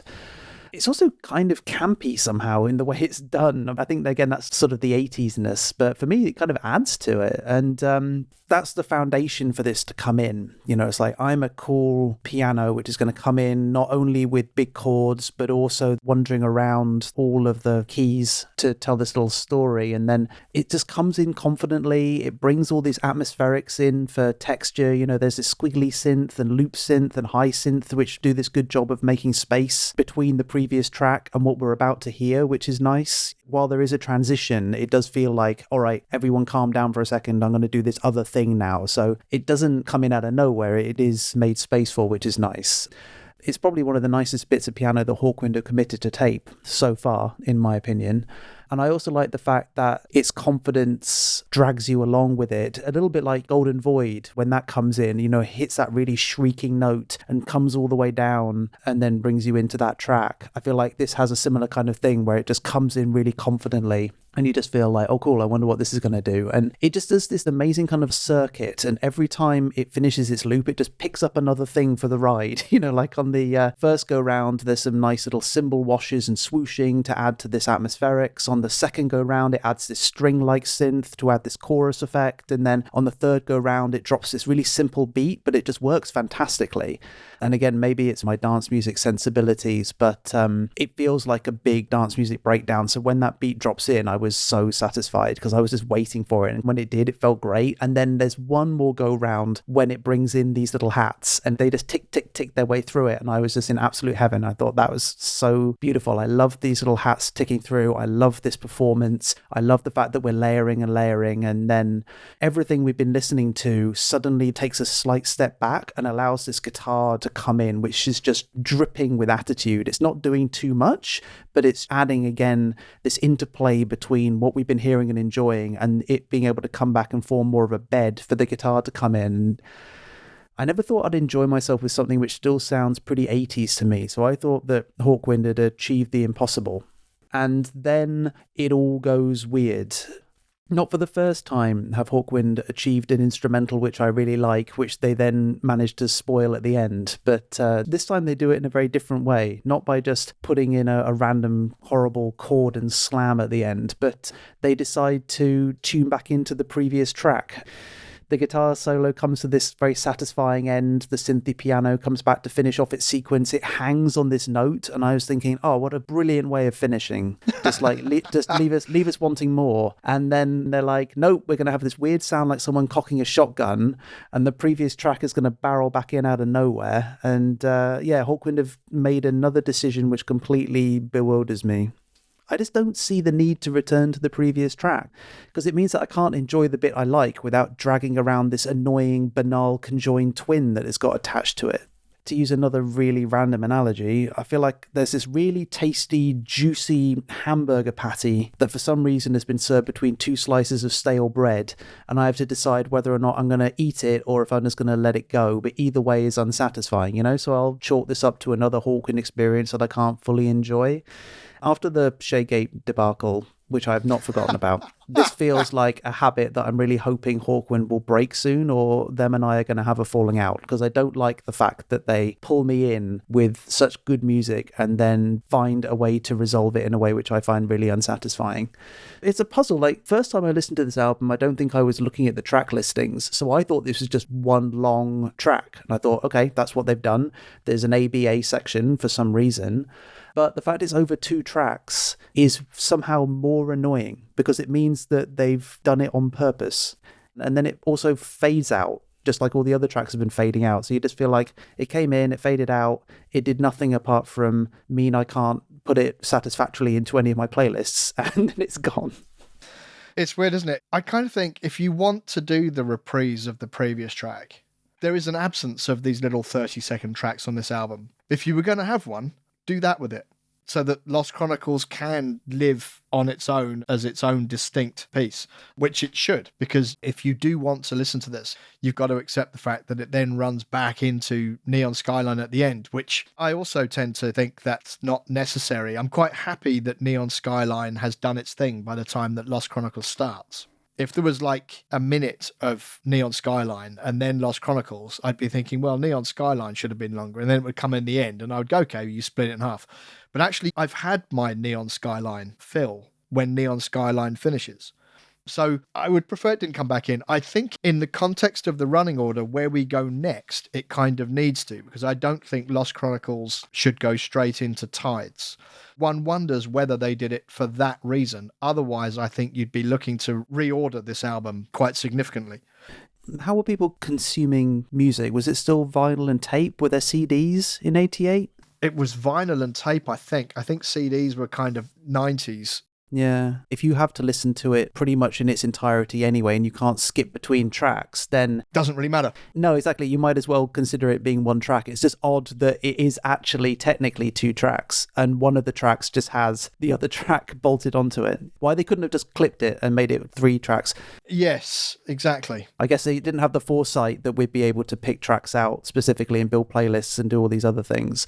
But even so, it's an odd decision. And it means that by the time you get to CD and streaming, the people who are formatting it for that probably don't have the context of when it was put together to think those things. Yeah, it's very true, because on the vinyl, you really don't notice at all. And vinyl is the main way that I would come to this until, for this purpose, I'd never streamed this album before until we were preparing for this podcast. I do love Lost Chronicles, though. As you say, layered stuff I really like anyway. And this, to me, this is Hugh Lloyd Langton's Dave Gilmour moment. Because you think of Comfortably Numb for David Gilmour, or you might think Firth of Fifth for Steve Hackett, where you have this signature point where the music only exists to be the background for the guitarist to go in and do his thing. There's nothing else. It's just, okay, I've set this up, knock that into the back of the net, and it's beautifully done.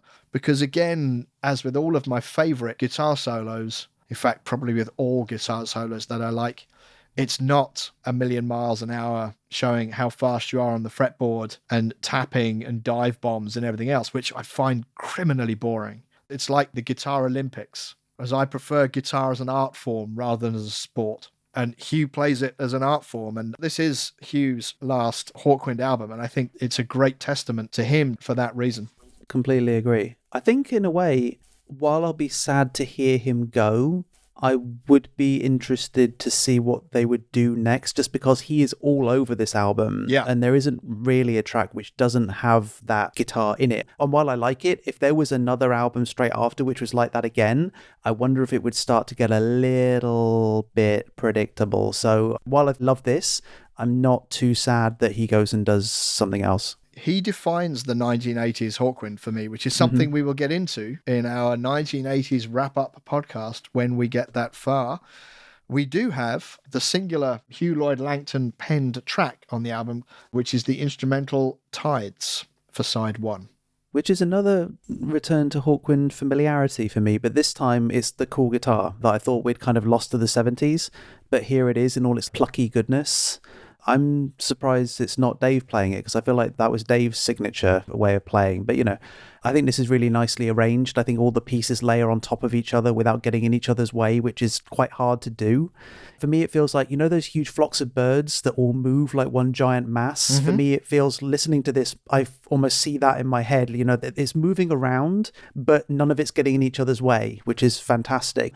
We have these long bass notes which hold together the guitar as it kind of arpeggiates away with what I think is some kind of delay effect just to add some complexity to it, but I think that's really nicely done. Then the electric guitar is also, like droning along with the bass to add some interest in that upper range, which is why I feel like, we've got all the sonic bases covered, but they're not interfering, but they all sometimes hit the same note, which makes you feel like they're complete, and then they undulate in that kind of, I guess, tidal way. It's just a nice calming piece of Hawkwind atmosphere that's allowed time to breathe and develop in a way where in previous albums maybe it wouldn't. Maybe this would have been a 1-minute thing rather than a much more satisfying 3-minute thing. Yeah. I do love the fact that this ends with this very sinister sounding chord just at the end. I actually like that. I think there's something really nice about it. Maybe there's a shark in the water after all or something. I don't know. But, there's just something in that fade out point. I was listening to this and I was really, really hoping that this track wouldn't be interrupted at the end by the sound of a cow being hit by a freight train or something stupid. So the fact it finishes on this little minor sinister twang, I really like. So yeah, for me, it's a lovely little thing. Yep, agreed. Nice piece of atmosphere. I mean, I wonder whether with these things, whether the fact that they had 3 weeks means that something that would have been a minute and a half gets its, we need a bit more. Can you do that for another minute and a half, please? But it actually kind of allows things to develop and go somewhere. And I do like this. And it closes side 1 quite nicely. Side 1 is such a contrast in chaos to calm, like a roller coaster ride between those things. And as the end of the vinyl for side 1, it's always ended things out quite nicely for me, and is nice that it doesn't fade out, because funnily enough, if there's a track I thought they would fade out, it's that one. The fact that they don't is rather nice. I quite like that definitive end. So we turn the vinyl over and we are greeted with the track Heads, which is the second track on the album with lyrics written by Roger Neville Neal. It's also the second track on the album that also features on the Dave Brock and the Agents of Chaos album. Again, in Ian Abraham's book, Sonic Assassins, this is Neville Neal on the lyric for Heads. I had joined the Oxford University Speculative Fiction Group, which is where I first heard about Alcor Life Extensions Foundation, a cryogenic company in California where we can arrange to have yourself frozen for the future. Only one catch: you had to die first. It sounded like a good idea for a Hawkwind song. No argument there. What would it be like to be frozen alive? What would be your last thoughts as you drifted off into oblivion? Hawkwind introduced Heads into their set during 1987, the first time Roger heard the completed song. I purposely worked in the necromancy reference. Necromancy lives forever, preserved within a jar, as a joke to get the gossip types jumping to conclusions. It was great, Dave repeating that line, building it up. One of those conspiracy know-it-all types. turned to me and proudly smiled. I knew he was into witchcraft. I cracked up laughing. Gossip types and conspiracy know-it-all types, whatever happened to them, Matt? So, heads. I feel like when you flip the record over, you flip reality with it. This side is much more experimental and a bit weird and colouring outside the lines. There's quite a lot to unpack here in the same way that there's quite a lot to unpack in War I Survived, and it's interesting that they both were then given to Hawkwind by this Neil chap. Does he ever do anything else, or is this like his one thing? Do you know? I'm not sure. He's been around, and obviously the fact that he's still active now means that he kept going. Whether he did anything more for Hawkwind, I honestly cannot remember, but we will find out. Okay. But it's interesting that he obviously was inspired by Calvert, which is cool. He's doing it in his own way, but it's nice to have a little Calvert-y presence within this. So, yeah. But it is very different. I still go hot and cold on this track a little bit. For me, it can be a mood thing. It's nice that we have some good old-fashioned Hawkwind experimentation. It is a surreal little story delivered in scary Brock voice, which is nice. Haven't heard that in a while. I would argue that it's not quite hitting the same level as Psi Power, but it's an interesting little idea that's delivered more like a song than a full story, so it's still nice to listen to. You know, it's not trying to be so much like a shut up and listen and there's some music. It is more in Psi Power where actually the music and the story are going together quite nicely. Sonically, for me, it's a real bass groover with this quite ubiquitous howling guitar over the top, so it does feel like it belongs on the album, and both of those things give lots of room for Brock's vocals, which has that classic reverse effect, which again feels quite old school Hawkwind, so it's cool to hear that again. And there's this nice organy bed as well, which fills in when the guitar takes a break. So I feel like sonically it's all very together and arranged really nicely. I also quite like this big gated snare that keeps time throughout the track. This big kind of boosh as you get, which again feels very 80s, but I feel like it drives the pace along without overpowering it. So I think from a drum point of view, that was a good decision, considering that the music is a little sparse and a bit more atmospheric because of the vocals. And, you know, I think it's all solid. I think it's not super remarkable, but there's nothing wrong with it. And I think that's probably what it's supposed to be doing, because it means that you can listen to the lyrics. And again, this isn't breakneck speed, so you are listening, which I think for me proves out my point that when you bring it down, you pay more attention. So the story then.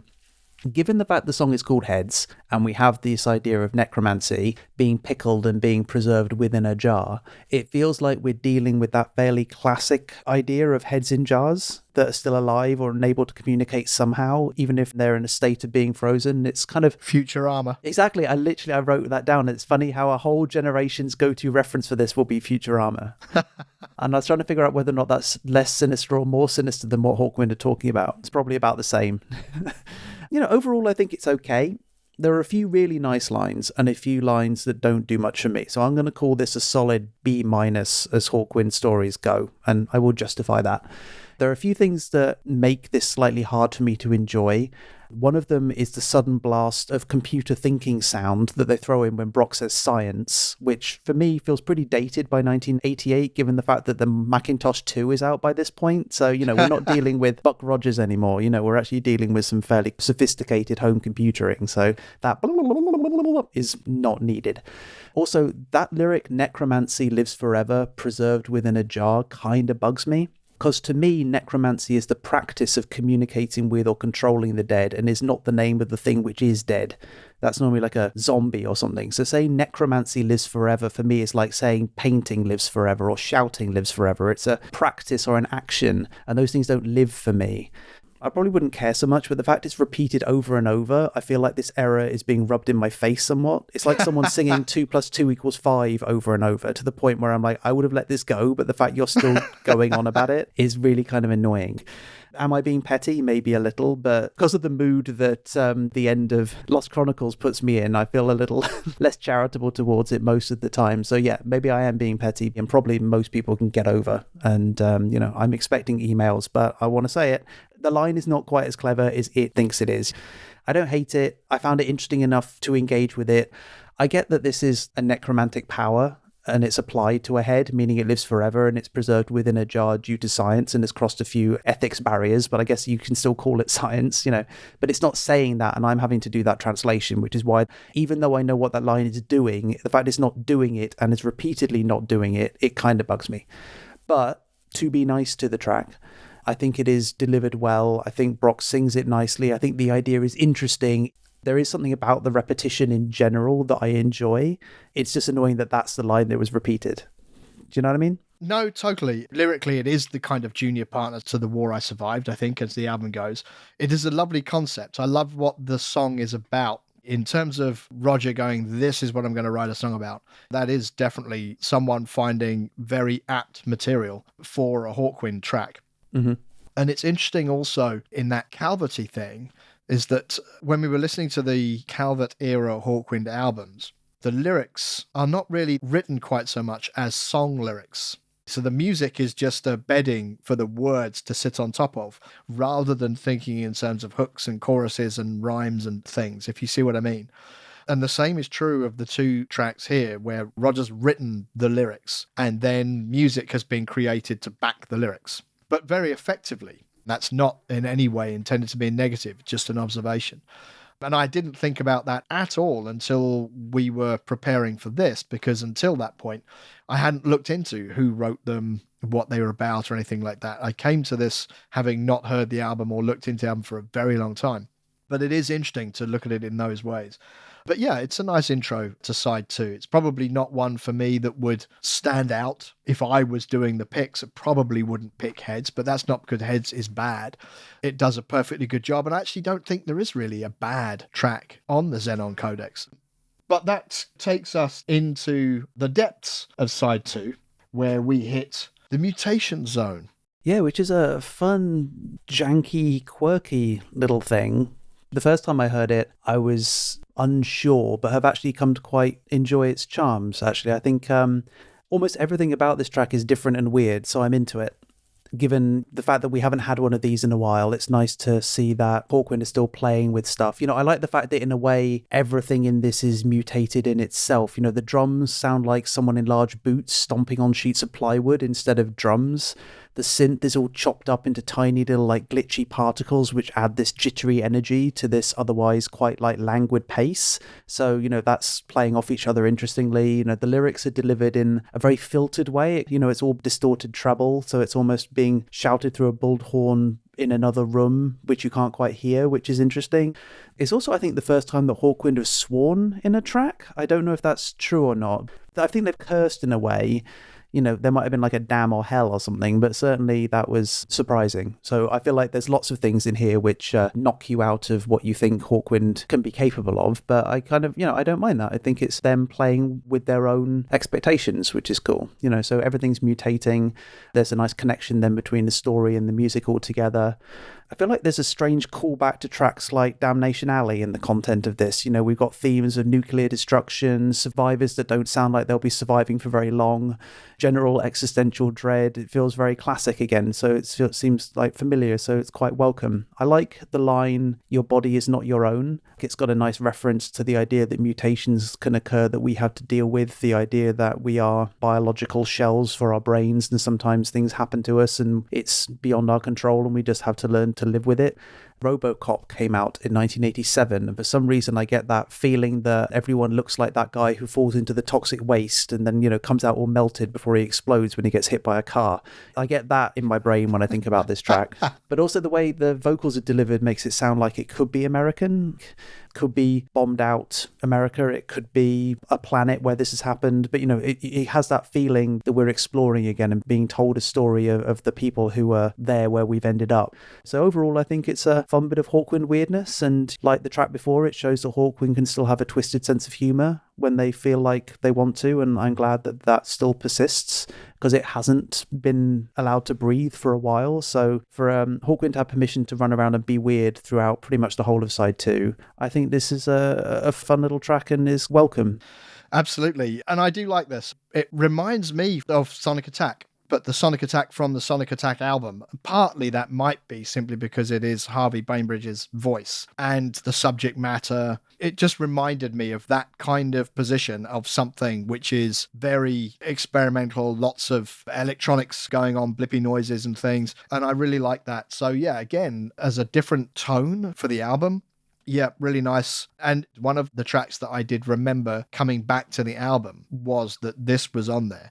Mainly that first line, Mutation Zone is my home, is one that would just run through my head because of the way that he sings it. I would just walk around with Mutation Zone is my home, just going round and round in my head because of the fun way that he sings it. And I think this was something that Harvey did a lot of, given that he moved from bass into the keyboards. Obviously, was very passionate and interested in getting deeper and deeper into what those things could do, coming up with these kinds of tracks. And the next one is one of his as well. I don't know what EMC stands for. And when I looked at the track listing, I looked at EMC and thought, I have no idea what that is. But again, when it came up, I remembered the guitar riff. And apparently this was Harvey trying to make a trance tune, which took me massively by surprise because it does not sound like a trance tune. And that may be Harvey having a bit of a beef with Guy Bidmead, the producer. But to be fair, if Guy has produced Whitesnake and Motorhead, and we've listened to Heads and Mutation Zone and now EMC, you can totally see why he probably sat in a chair and smoked his fags, because he's a little in the mutation zone of his own, isn't he, at this point? But EMC, Matt. There's some places which call it EMC, like, E.M.C. and some which just say EMC like EMC. And I'm assuming it's EMC. Yeah, I mean, there is always E equals MC squared, and you wonder whether that might have something to do with it, but I've not found anything that says it does. There's a point where it says literally EMC, and I'm wondering if whether or not he just grabbed one of the little snippets of vocals that is in this and went, that'll do. Maybe it doesn't need to be called anything, it more just is. For me, it's another reintroduction of previous Hawkwind staples, which is messing around with samples. I think it's much more of a standard track, quote unquote, compared to the previous two. This piece has a perfectly serviceable drum and guitar foundation, but for me, the points of interest are the samples and the treatments of the vocals. So we are getting a little bit zippy and techno and weird in some places. We have these layers of Morse code bleeps, what sound like newscasters and broadcasters from space, maybe, all merging together to form this audio collage of classic news media, like Some People Never Die, but far more abstract. So I feel like, again, there's a little bit of a return to an idea that they had, but maybe a little bit more standard compared to Some People Never Die, which was more of an art piece, I always thought. I also feel like the spoken dialogue has this very fast, zingy delay on it, which creates this springy, zippy, metallic tail to everything, which again adds to the surrealism. So even the stuff that they're making themselves and haven't found feel treated and weird. And there's this one recurring chopped up loop of speech, which has been like reversed and messed around with to create this funky audio bed that persists through the breakdown and the main part of the track. And that's the kind of thing that pulls you through the whole thing, I think. The guitars and the other synth stuff feels like it's faded in rather than played live and mixed together. So it does feel like it's a track which is more recorded and then represented rather than the other tracks, which feel like they could have all been played in studio and then taken care of on a mixing desk, but produced live. Overall, there's some nice energy to it. I wouldn't call it trance, but certainly it's a bit more driving and dance focused than some of their other stuff. For me, trance is a lot more big synth arpeggios and stuff like that. But I guess maybe 1988 trance might be a little bit more like this. I don't know. My knowledge of trance is a bit more late 90s, so I'm not going to pretend to be an authority on 80s trance. I think the breakdown gets a little lost. I think that's probably a bit overlong. I feel like we lose some energy, but once you're back in the thick of it, you kind of forget about it. But I just feel like when I'm in the breakdown, I'm a bit like, this could be a little bit shorter and a bit snappier, but generally the track's a lot of fun. There's a lot of stereo processing on it, actually, which helps to create this really nice atmosphere. I finally got around to wiring up my big Sonos playbar the other day and played it through that. It really threw the track all over the place, which actually was really cool. So I enjoyed that, and I think there's something really nice about that. It just adds a lot of width and therefore an extra kind of complexity and takes all these choppiness and really plays with it in the stereo field, which is great. There's a couple of samples which I would say were misguided. I feel like halfway through they add in what sounds like that alert that big trucks do when they reverse. And the first time I was listening to this, I think I was out with the dogs and I paused the track to make sure I wasn't going to get flattened and then realized that it was the track. And I think it took quite a long time for me to realize that it was the track. And I haven't really still got that in my head. So I feel that can be kind of annoying. So I wish that that wasn't in it. But beyond that, it's a nice energetic piece. I think it's also arguably after Tides, the first track which doesn't fade. I think they really stick the landing by just going into that strange little cut up thing and then just stopping on the end of that choppy loop, because you're left with this kind of surge of energy that for me then massively benefits the next track. So this is fun. It's a different type of experimentation. It's not weird. It's just playing with some sonic stuff in a way which Hawkwind have been wont to do, but again, haven't done in a while. It's a solid thing, weird title notwithstanding. Agreed on all counts. Again, a fun piece. It's one that takes me by surprise when it starts, but then I enjoy it while it's playing. And takes us into what I think for many would probably be the big track on this side of the album, Sword of the East, Alan Davies' second track. I would agree with that. I would even go as far to say that for me, this is Hawkwind's new Silver Machine. I think they've been trying so long to try and make one, but then for me, out of nowhere, I found this track is pretty near perfect for a spiritual successor in a very different way. But for me, it's compositionally really intelligently made. I think it's really well produced. I think you could crush this down to a 3-minute 20 radio edit and have a real banger. I guess that didn't happen because I've never heard of it until I started listening to this album. But I was surprised. I think for me, this is probably one of Hawkwind's real hits that just feels different to everything else on the album. I think the opening is great because I feel like there's a lot of energy from the previous track that this track is able to grab and persist with. The opening's really catchy with this really nice little synth refrain. And it does this cool little trick, which sounds like it's being sequenced and played one way. And then when the beat drops, you realize it's working in a different way that you were thinking it was, which is always fun. And for me, that's actually a trance trick. You get this kind of arpeggiation in a breakdown. And then when the kick hits, it's like arpeggiating in a slightly different way because of where the kick is. You're like, oh, they got me. And for me, it does that, which is great. And it's not easy to do. So the fact that they pulled that off, I appreciate that as someone who grew up with club music in the 90s. And then, the rest of the instrumentation drops in. We have this great wall of sound from the guitar, the bass, the drums, with that little synth just adding interest at the top. And I feel like it's at a satisfying speed. It blends a driving pace with enough room for the instrumentals to breathe nicely so you can take them all in. And then the vocals come in, and here is what makes this special, is that it's done in that unison style that Hawkwind have done to great effect before, but again, not for a while. And I'd say probably not really on this album. So it does feel bigger, livelier, more special here. And the fact it's going up and up and up in the way that it's delivered, it has that Silver Machine feeling that we're rising. And then for me, it becomes very energizing. It's one of those very few tracks that makes you want to sing along or put your hands up. It makes me want to run to a shop and buy a lighter so I can wave it around when I'm listening to it at home. It has this infectious quality that I really like. I think the lyrics themselves are fine, but they have a great rhythm to them, which means that you get something new on every line, but it leaves enough space for the music to also be a key part of the whole thing. So we have this push and pull, which I think is really nice. It means you start to hear the extra guitar come in for the chorus. You hear the bass doing a lot of work, really, to keep the intensity. I feel there's a lot of note fills in the bass. The bass is working really hard.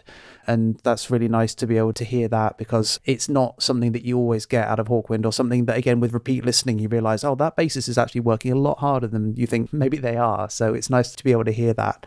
For me, it's kind of funny that after not really caring about swords at all throughout the last two albums, I suddenly think that this Sword of the East is pretty cool. They finally got me with one last attempt at talking about swords. The Chronicle of the Black Sword of the East. Exactly. I just needed a geographic location. But but for me, this sword is more in the style of Hassan Sibar or something, rather than a fantastical sword. 100%. This has this very familiar Hawkwind theme of hopelessness in war, with the lines like, the children you bear are born into war, their eyes of despair your generals ignore. There's almost a parity there between The War I Survived, with that idea of generals don't care, they're just going to send you off and everyone's going to die. So it's worn but comfortable territory for the band. I don't think that's a bad thing. I think, again, they're taking what they've learned and put it in this way, which sounds really, really nice. I feel like it should have ended stronger. We get this cool guitar solo at the end, and then we slowly fade out, and I feel like the track deserved to end on a little bit more ceremony than it does, but that seems to be the theme of this album, and my complaints are clearly falling on deaf ears here, so I'll just assume that that's what people were still doing with albums like this, or maybe they didn't have a clue how they were going to finish it. But overall, I think it's a really, really nice track. Every time I hear it, I just feel very energized. I feel like the whole album is very energizing, but this is a great way of being the penultimate bit of energy that we get get. And if you think about this track being pretty much the last thing you hear from Hawkwind for the decade, it really feels like they've collected themselves, taken, some of the best bits that they've learned throughout this 8 years of making music in the 80s and have really served up something quite special. So I'm really glad that we have this on the album as a real high point. And it totally is. It is the track that everybody talks about with this album. So this is one of those occasions where the big track that you've identified is the big track that everybody else tends to identify, and very much talked about as a kind of spiritual successor or sequel to Hassan Isabah. Probably mainly because of the lyrical content. And when you put the lyrical content together with the music, you can see how that pans out. And I think it's pretty obvious that Alan was a big fan of that tune. Great bass player for Hawkwind in that kind of driving way that he was.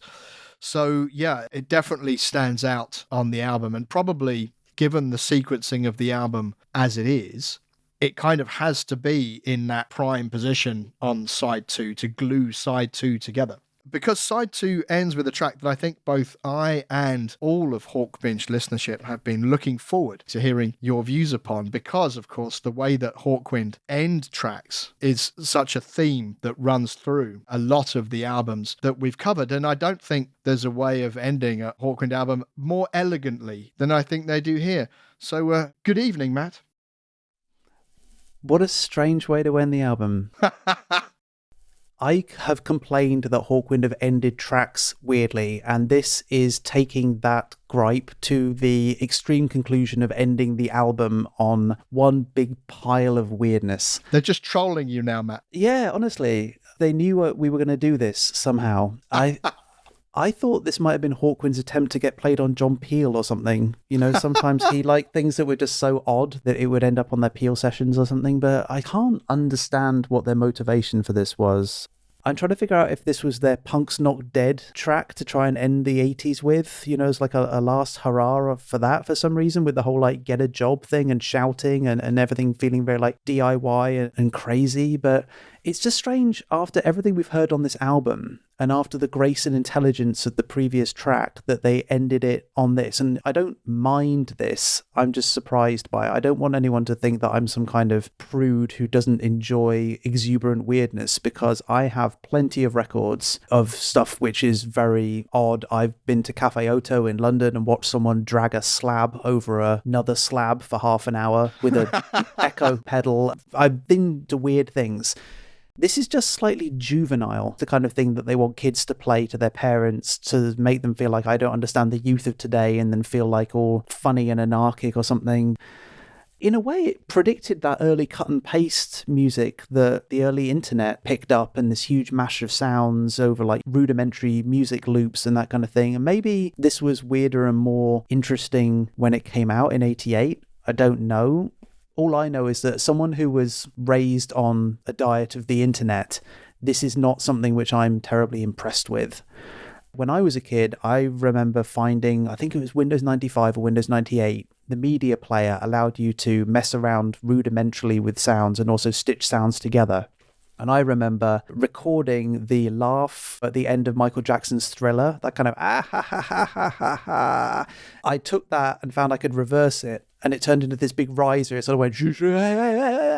Back in the day, you had video game CDs, and you could unpack them, and they would normally have all the soundtracks as WAV files. So I would take the funniest WAV file I could find and put it on the end of that sound. so it just go... For example. I did that 100 times, and I thought that was really, really funny when I was a kid with a computer. What I did not do was try to charge money for it and put it on an album. And that's the thing which annoys me about it. There's some exuberance in it for sure. There's even this weird bit where they kind of sing the main theme from If I Was a Rich Man, which just adds to the whole strangeness. And then ending it completely on let's put as many quote-unquote random sounds in there as possible, like random animal sounds and explosions and fart noises and all this kind of stuff. I don't know. I just feel like as a way to round out the whole decade, it's odd. Ending this album on the track before would have made much more sense. I feel, again, this is Hawkwind's slight thing where they can't let a good thing be and have to do something to it to ruin it at the end. And I have the luxury now of nixing this track off the album when I listen to it, so I can do my own edit and decide that they actually finished on Sword of the East and be very proud of them, rather than this little thing which they've kind of added on in that kind of, I have old new metal records where there would be that thing where the last track would end and then there'd be like 2 minutes of silence, and it'd have the Easter egg track, which was just complete nonsense for like 40 seconds because the band thought it would be funny. There was quite a lot of that, wasn't there, back in the day? Yeah, there was. I just feel a bit nonplussed by it, and I don't think it's smart enough for it to be ironic. I think it might be a bit punky and a bit weird. For, I'm not trying to be prudish or too like highbrow about it. I just don't think it's done particularly well given the rest of the album, which is exasperating given how much I actually like this album and the fact they didn't ruin any tracks for me. Their attempt to ruin the whole album at the end is a new level of them being annoying. So I have a couple of thoughts on this one. I wonder, given the fact that they had the 3 weeks and they were rushing it, I wonder if they were left in that scenario where they need another 3 minutes of music. In Sonic Assassins, they talk about going slightly mad in the studio. I think one of the readings mentioned it. I can imagine them having captured on tape them goofing around. And then basically they did basically what you're talking about, stitched it together. Dave apparently did tack on that ending. So I can imagine them going, we need another 3 minutes of music, and then just basically doing what you're saying the internet does now, and in desperation gluing a whole bunch of random bits together to make that track and add that ending to it.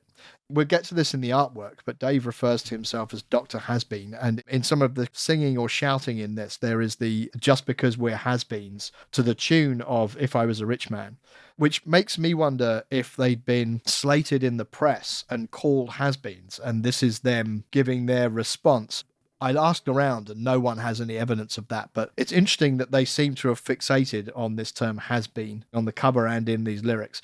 I can't help, whenever I hear that, I think of not just If I Was a Rich Man, but I think of Topol, who obviously sang that on the TV version of Fiddler on the Roof that I grew up being shown on television. And then the fact that Topol then plays a character in For Your Eyes Only, the Bond film, which means there are several degrees of separation between Hawkwind and James Bond, which made me realise that Hawkwind really should do the theme tune for the next Bond film. Bond drops a ton of acid and travels the astral plane looking for Blofeld's cat, or something like that. So, yeah, it is a very strange way to end, but it does feel to me that it was a patching of things together to fill out the vinyl. It's interesting that I think the last time that we heard that story that Hawkwind were under time, they managed to produce Children of the Sun, which is, I know, a track that you really like and a track which I've actually grown fonder of. Right. And it's funny that 10 years later, they've gone from amazingly being able to create Children of the Sun and then creating this. It feels like a very different thing. Exactly. One feels like, although they may have been under time, they seemed quite relaxed about it. One feels like there is major stress going on at the point that that's put together. So that rounds out the Xenon Codex, which is quite a fun time. It's also a fun time with the artwork for this one, Matt, because they've kind of gone back to being experimental with the artwork as they used to do. So it's interesting that Roger talked about his lyrics and being inspired by Calvert, because this artwork very much feels like it's inspired by Barney Bubbles, particularly when you go back to In Search of Space or Space Ritual, those big fold-out covers. And this is Bob Walker. I'm kind of fessing up now. I said Bob Walker did the artwork for Live Chronicles. And having said that and then put the podcast out, I then looked for the reference where I'd read that and couldn't find it. So he may not have done Live Chronicles, but not only does nobody correct me on that, I don't think anybody really knows. So let's just pretend that he did. But if he didn't, he did do the artwork for the Xenon Codex. And that is interesting because he did do that inside sleeve for Chronicle of the Black Sword that neither of us really like. But then he goes and does the Xenon Codex cover artwork, which is quite something. It is, and it's very different. So the ability for some of the repeated Hawkwind artists to always change up styles is quite amazing. People are always doing new things and bringing new ideas. I wouldn't say that the artwork is particularly relevant to the content of the album, but It doesn't mean it's not cool, if you see what I mean. It's funny because on the Apple Music version, it's a blurry mess, and I had no idea what it was apart from this kind of diamond with some thing in the middle. And now I can't not see what it is. But when I was first looking at it, I'm like, this is just a blue and red mess. Oh, well. And then you sent me a high definition version of your album. I was like, oh, no, that is great. It looks like something out of Judge Dredd. Yes. Yeah, absolutely. It's gone back to that kind of fascistic tone a little bit. Which I think it's inspired by. Yeah, the Astounding Sounds, the back cover. Yeah. It's interesting in the diamond, but also in your version, when you can pull it out of the diamond, it is a big square. Yeah. And it has this big authoritative gargoyle CCTV camera stone bird that looks like it's out of, one of the Darkest Timeline comic books. I think it's gorgeous. I love as well this crazy perspective that they've got where you're looking down into like a sheer drop, and then as it comes up, as the bird wings swoop towards you, you then come up to a skyline. So it looks very New Yorky or metropolis-y or something. I think actually the whole thing is flipped. So I think they've done it once and then just flipped it. The symmetry adds to that feeling of being in a city, I guess, but like a weird city where it's not complete chaos. There's a kind of order to it, but a city with too much order always feels wrong. A city should feel more like someone dropped a whole sack of groceries, and that's how the topography of the whole thing is. When it's like this, it has that feeling of there's too much order. And it adds to the vertigo too, doesn't it? Because it almost creates an arrow pointing straight down. Exactly. And then the bird wings point down as well. So you feel like it's almost trying to tempt you to jump off that vantage point and just save it the trouble. But yeah, the big laser eyes, the Cyclops from X-Men kind of laser beams or searchlights or whatever it is that's going on, and the sharp relief of the red against the darkness of the city and all the lights being on. It's a very powerful image and just looks great. I'm sure it made a great t-shirt. Absolutely. Couldn't agree more. It is a wicked album cover, and you kind of get more, as you do with these covers that are kind of multifaceted. You get more out of it, even just on the back cover, where the color scheme of the back cover again is reminiscent of that back of Astounding Sounds, Amazing Music, which was all, I think, orange-black kind of colors. This time, obviously, more red-black thing going on with the city again represented. So even were it just a front and back cover, it's still a really striking cover. Strange stylistic mix here where it's almost dark metropolis. Yeah, it's kind of Art Deco, isn't it? Exactly, yeah. And also there's the drill moth woman, which I think when we first started doing Hawkbinge and I was doing some image research for what our logo was going to be, this is the recurring image, and I was waiting for it to show up. And the fact it showed up here is interesting because, again, it's a very powerful thing. And as you open up the album itself into this T shape, there's this dual bit moth women in this geometric space chaosness, and they all look very sharp and pointy and dangerous in a very cool way. I think it's a great graphic. I don't know if they do anything more with it in future, but at least when I was doing research, it was coming up a lot on internet searches. So I guess it's something which is pretty emblematic of Hawkwind, at least in some point in time. Absolutely. And funny enough, when I open it out like that and you get the black and white side, because Space Ritual had the color side and then the black and white side, with the black and white side here, this illustration reminds me so much of the John Coulthard work in that booklet that we had with Church of Hawkwind. Yes. I was slightly surprised that it wasn't John Coulthard, but I do love that image, and it's so reminiscent of that early 70s period, the big vortex that it goes into, and even then, the weirdness of the fact that in the circle is the chessboard with the pair of eyes looking out is the kind of really weird, arbitrary piece of artwork to put in that circle. It just takes your brain somewhere else. No, 100%.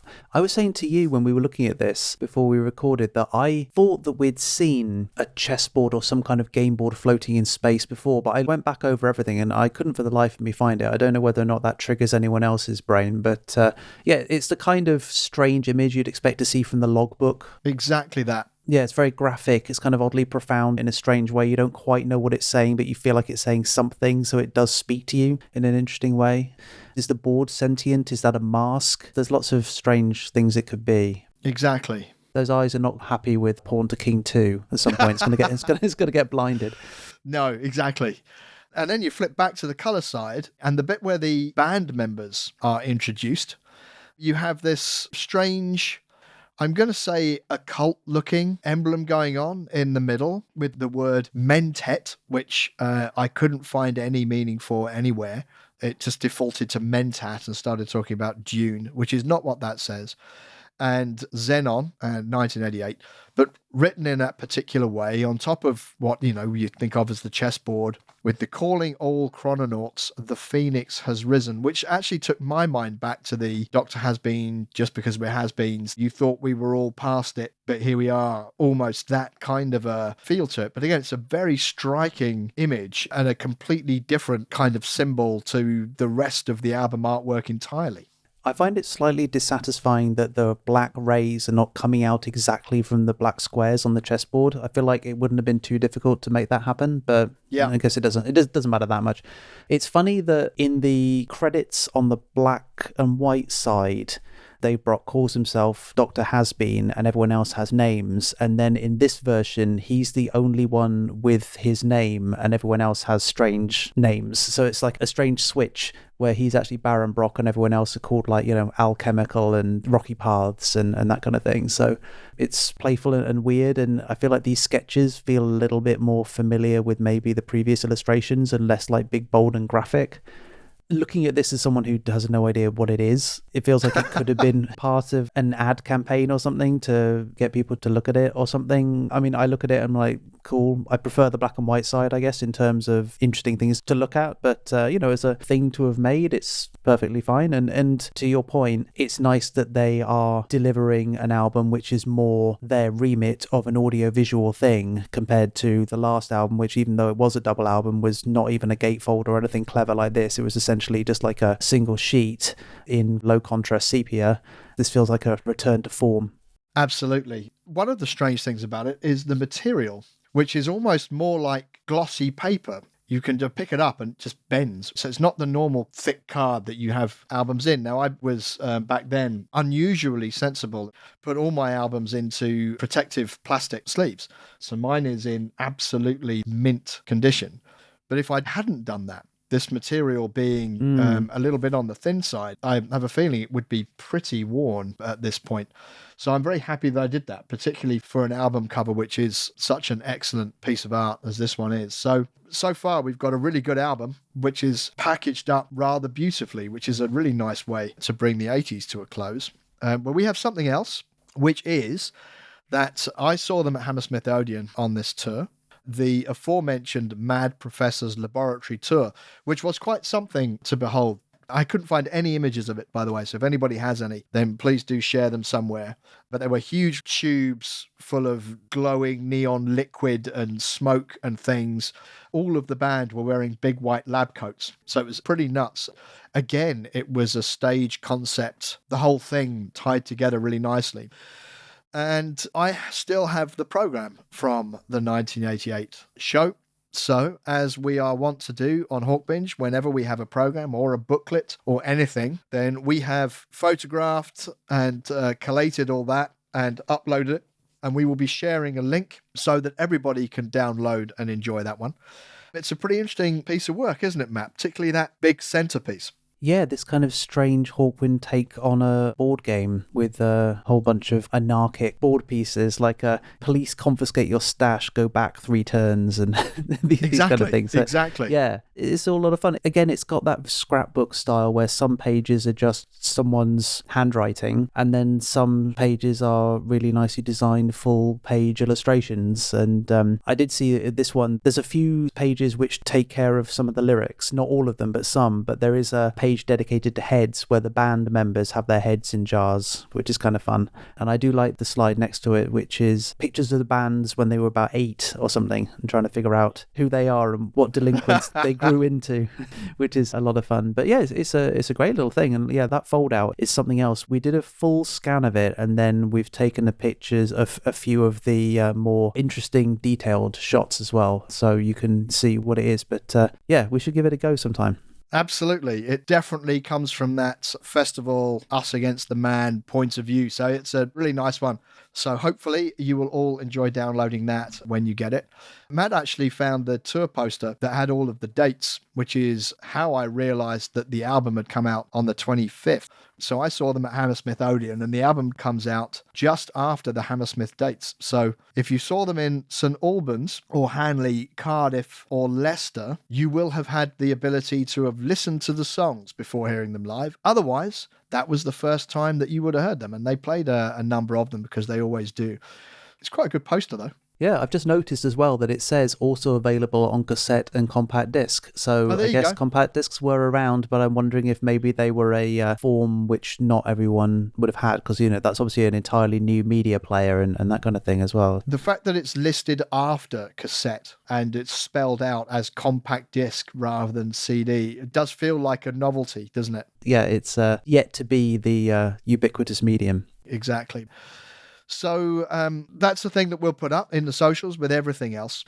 So Matt, that is the Xenon Codex. Before we start to look at where it ranks and take our selections for the playlists and all that kind of thing, any concluding thoughts on the album now that we've had a chance to properly dissect it?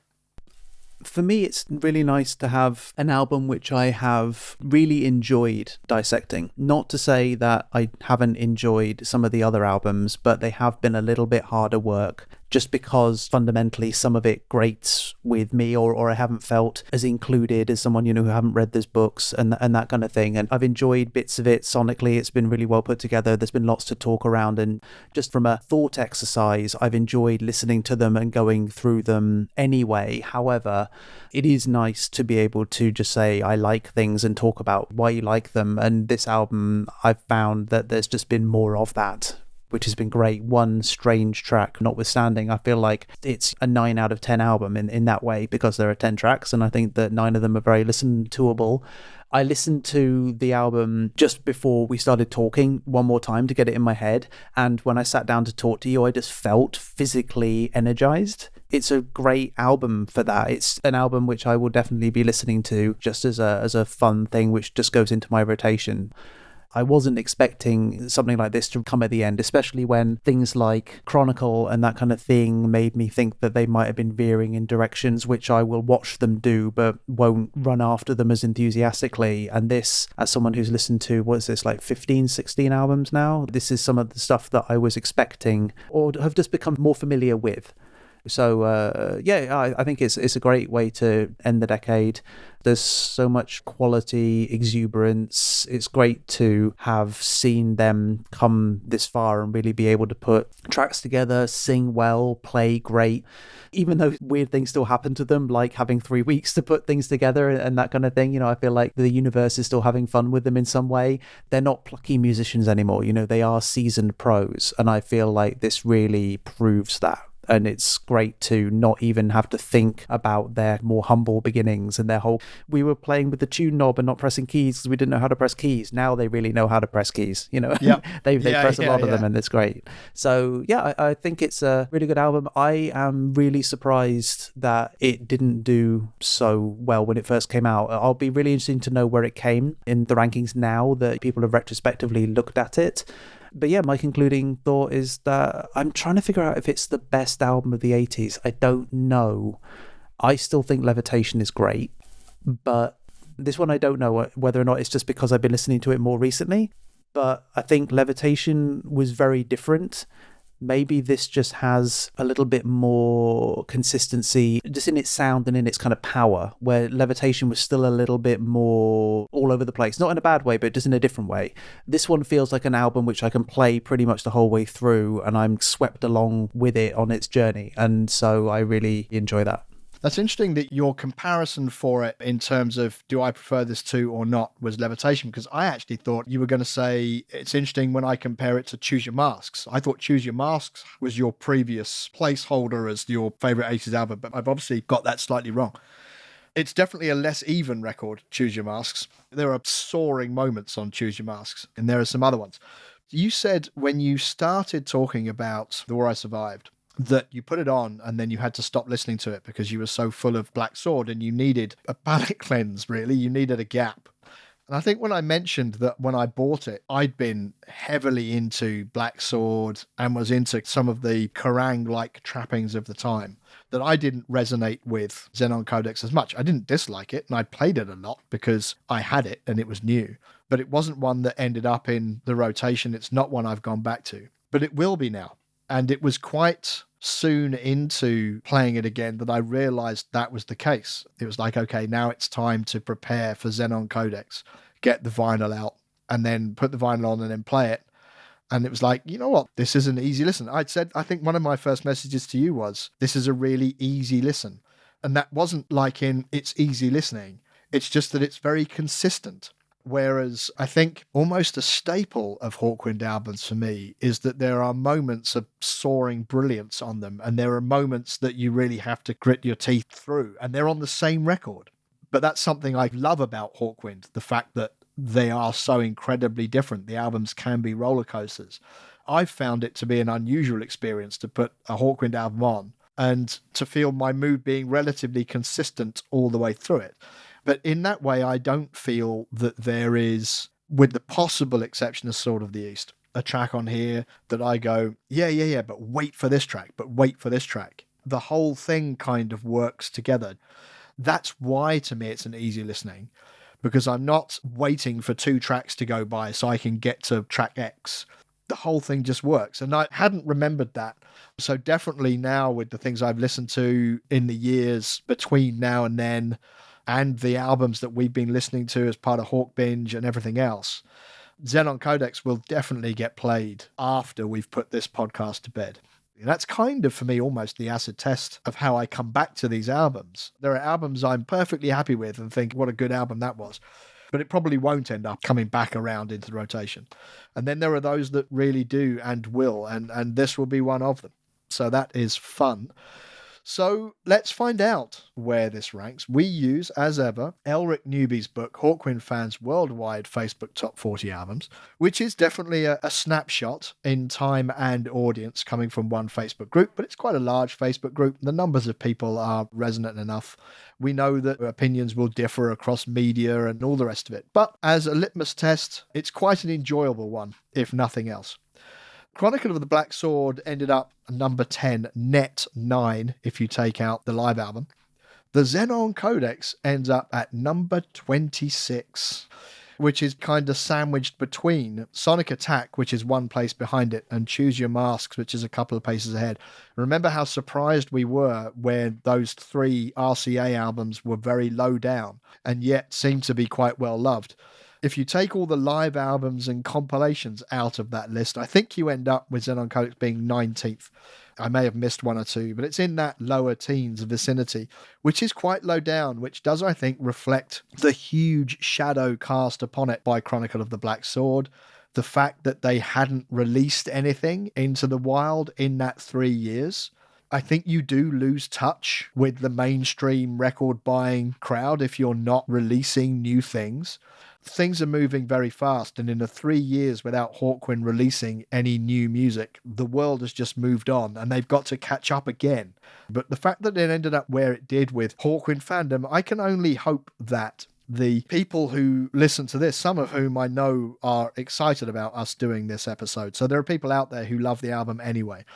But if we're now speaking to some people who haven't heard it for a long time or don't remember it that fondly, or who loved Black Sword and were a bit meh on this one, hopefully maybe it'll come in for a little bit of re-evaluation, because I do think it deserves it.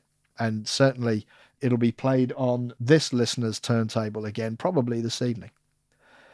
Matt, the time has come. The track to go into the Hawkbinge Master Playlist. It almost got down to the point where I flipped a coin between what went into Master and what went into Sessions, just because they were so close, and I'd listen to it and think, oh, I've got it right, and I'd listen to it again and thinking, oh, I've got it wrong. But after talking about it now and spending a fair few hours on this with you, I have decided that we will finish the 80s by putting The War I Survived into the Master Playlist. It's a lot of great energy. It's an interesting idea. It's very complex if you sit down and think about it. It's probably the most thinky track if you want to really take one away and try and figure out what does all this mean. And any track that reminds me that the Slaughterhouse-5 exists is going to get a big thumbs up in general from me. Also, it's the track which isn't so 80s-ish. It feels like it's just Hawkwind in a pure form, again, in its most intact, without having to kowtow to the sound of the time. I think it's really nicely delivered. It's got all the things which I look for in that style of Hawkwind track, and they do it really well. So yeah, I think with confidence, that is the one that I want to put in, War I Survived. Great pick, great pick. So we come to not only the final pick of the 1980s, but also the final pick of the Hawkbinge Sessions playlist Volume 5, which is slightly shorter, but it feels good, I think, ending Volume 5 of the Sessions playlist at the end of the decade, at the end of the series. What will join the War I Survived on the playlist? I think it's going to be a surprise to no one that it's Sword of the East. As I talked about before, it's a track which clearly is a hit with a lot of people and is also a hit with me. I think it's really nicely arranged. I think it's smart. I think it's well delivered. It could almost be a spiritual successor to Silver Machine. I think the only reason that it slips down to Sessions playlist is that it's very 80s. And therefore, for me, it still has a tiny tarnish to it. And I like the War I Survived for just still having a little bit of that rawness. However, as a counterpoint to War I Survived, this being so polished, so nicely put together, and hearing all of Hawkwind singing in tune and changing key for the chorus is just immensely satisfying. So I think that definitely deserves to get documented. An excellent suggestion and an excellent way to end the album, the podcast, the decade, the series. There are a couple of fun things coming. We will be doing a 1980s wrap-up episode to end season 2. There's some more fun stuff happening. We can announce, I think, Matt, you are coming to the Hawkwind headlining of Prognosis. Is that correct? That's a good reminder that I need to book my ticket. But yes, I've taken the time off work. It's going to be cool to see you and Hawkwind and maybe meet some people if people are going. Yes, indeed. It's Indigo at the O2, where we actually saw Porcupine Tree all those years ago. And there are some good places around there. So if Matt does indeed make it, he has a ticket to the gig. So it's just about doing the flights now. But should that happen, then we would love to find a bar in the O2 and do a bit of a Hawkbinge get-together with you all. And so hopefully you won't beat us up for Matt's dislike of Assault and Battery. If I get assaulted and battered for my dislike of Assaulted and Battery, then I'm going to charge people with crimes against irony. And on that note, we will be back to wrap up the decade. And then at some point in the not too distant future, we will re-emerge in the bright lights of the 1990s. Until then, good evening.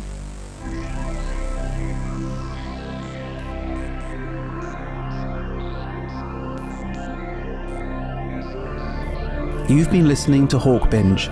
It was devised and presented by Andy Hood and Matt Longstaff. The soundtrack was produced by Don Music Presents. To contact the show, drop us a message on Instagram, Facebook or Twitter by searching @Hawkbinge or send an email to podcast@hawkbinge.space. Hawkbinge is part of the Deep Dive Podcast Network.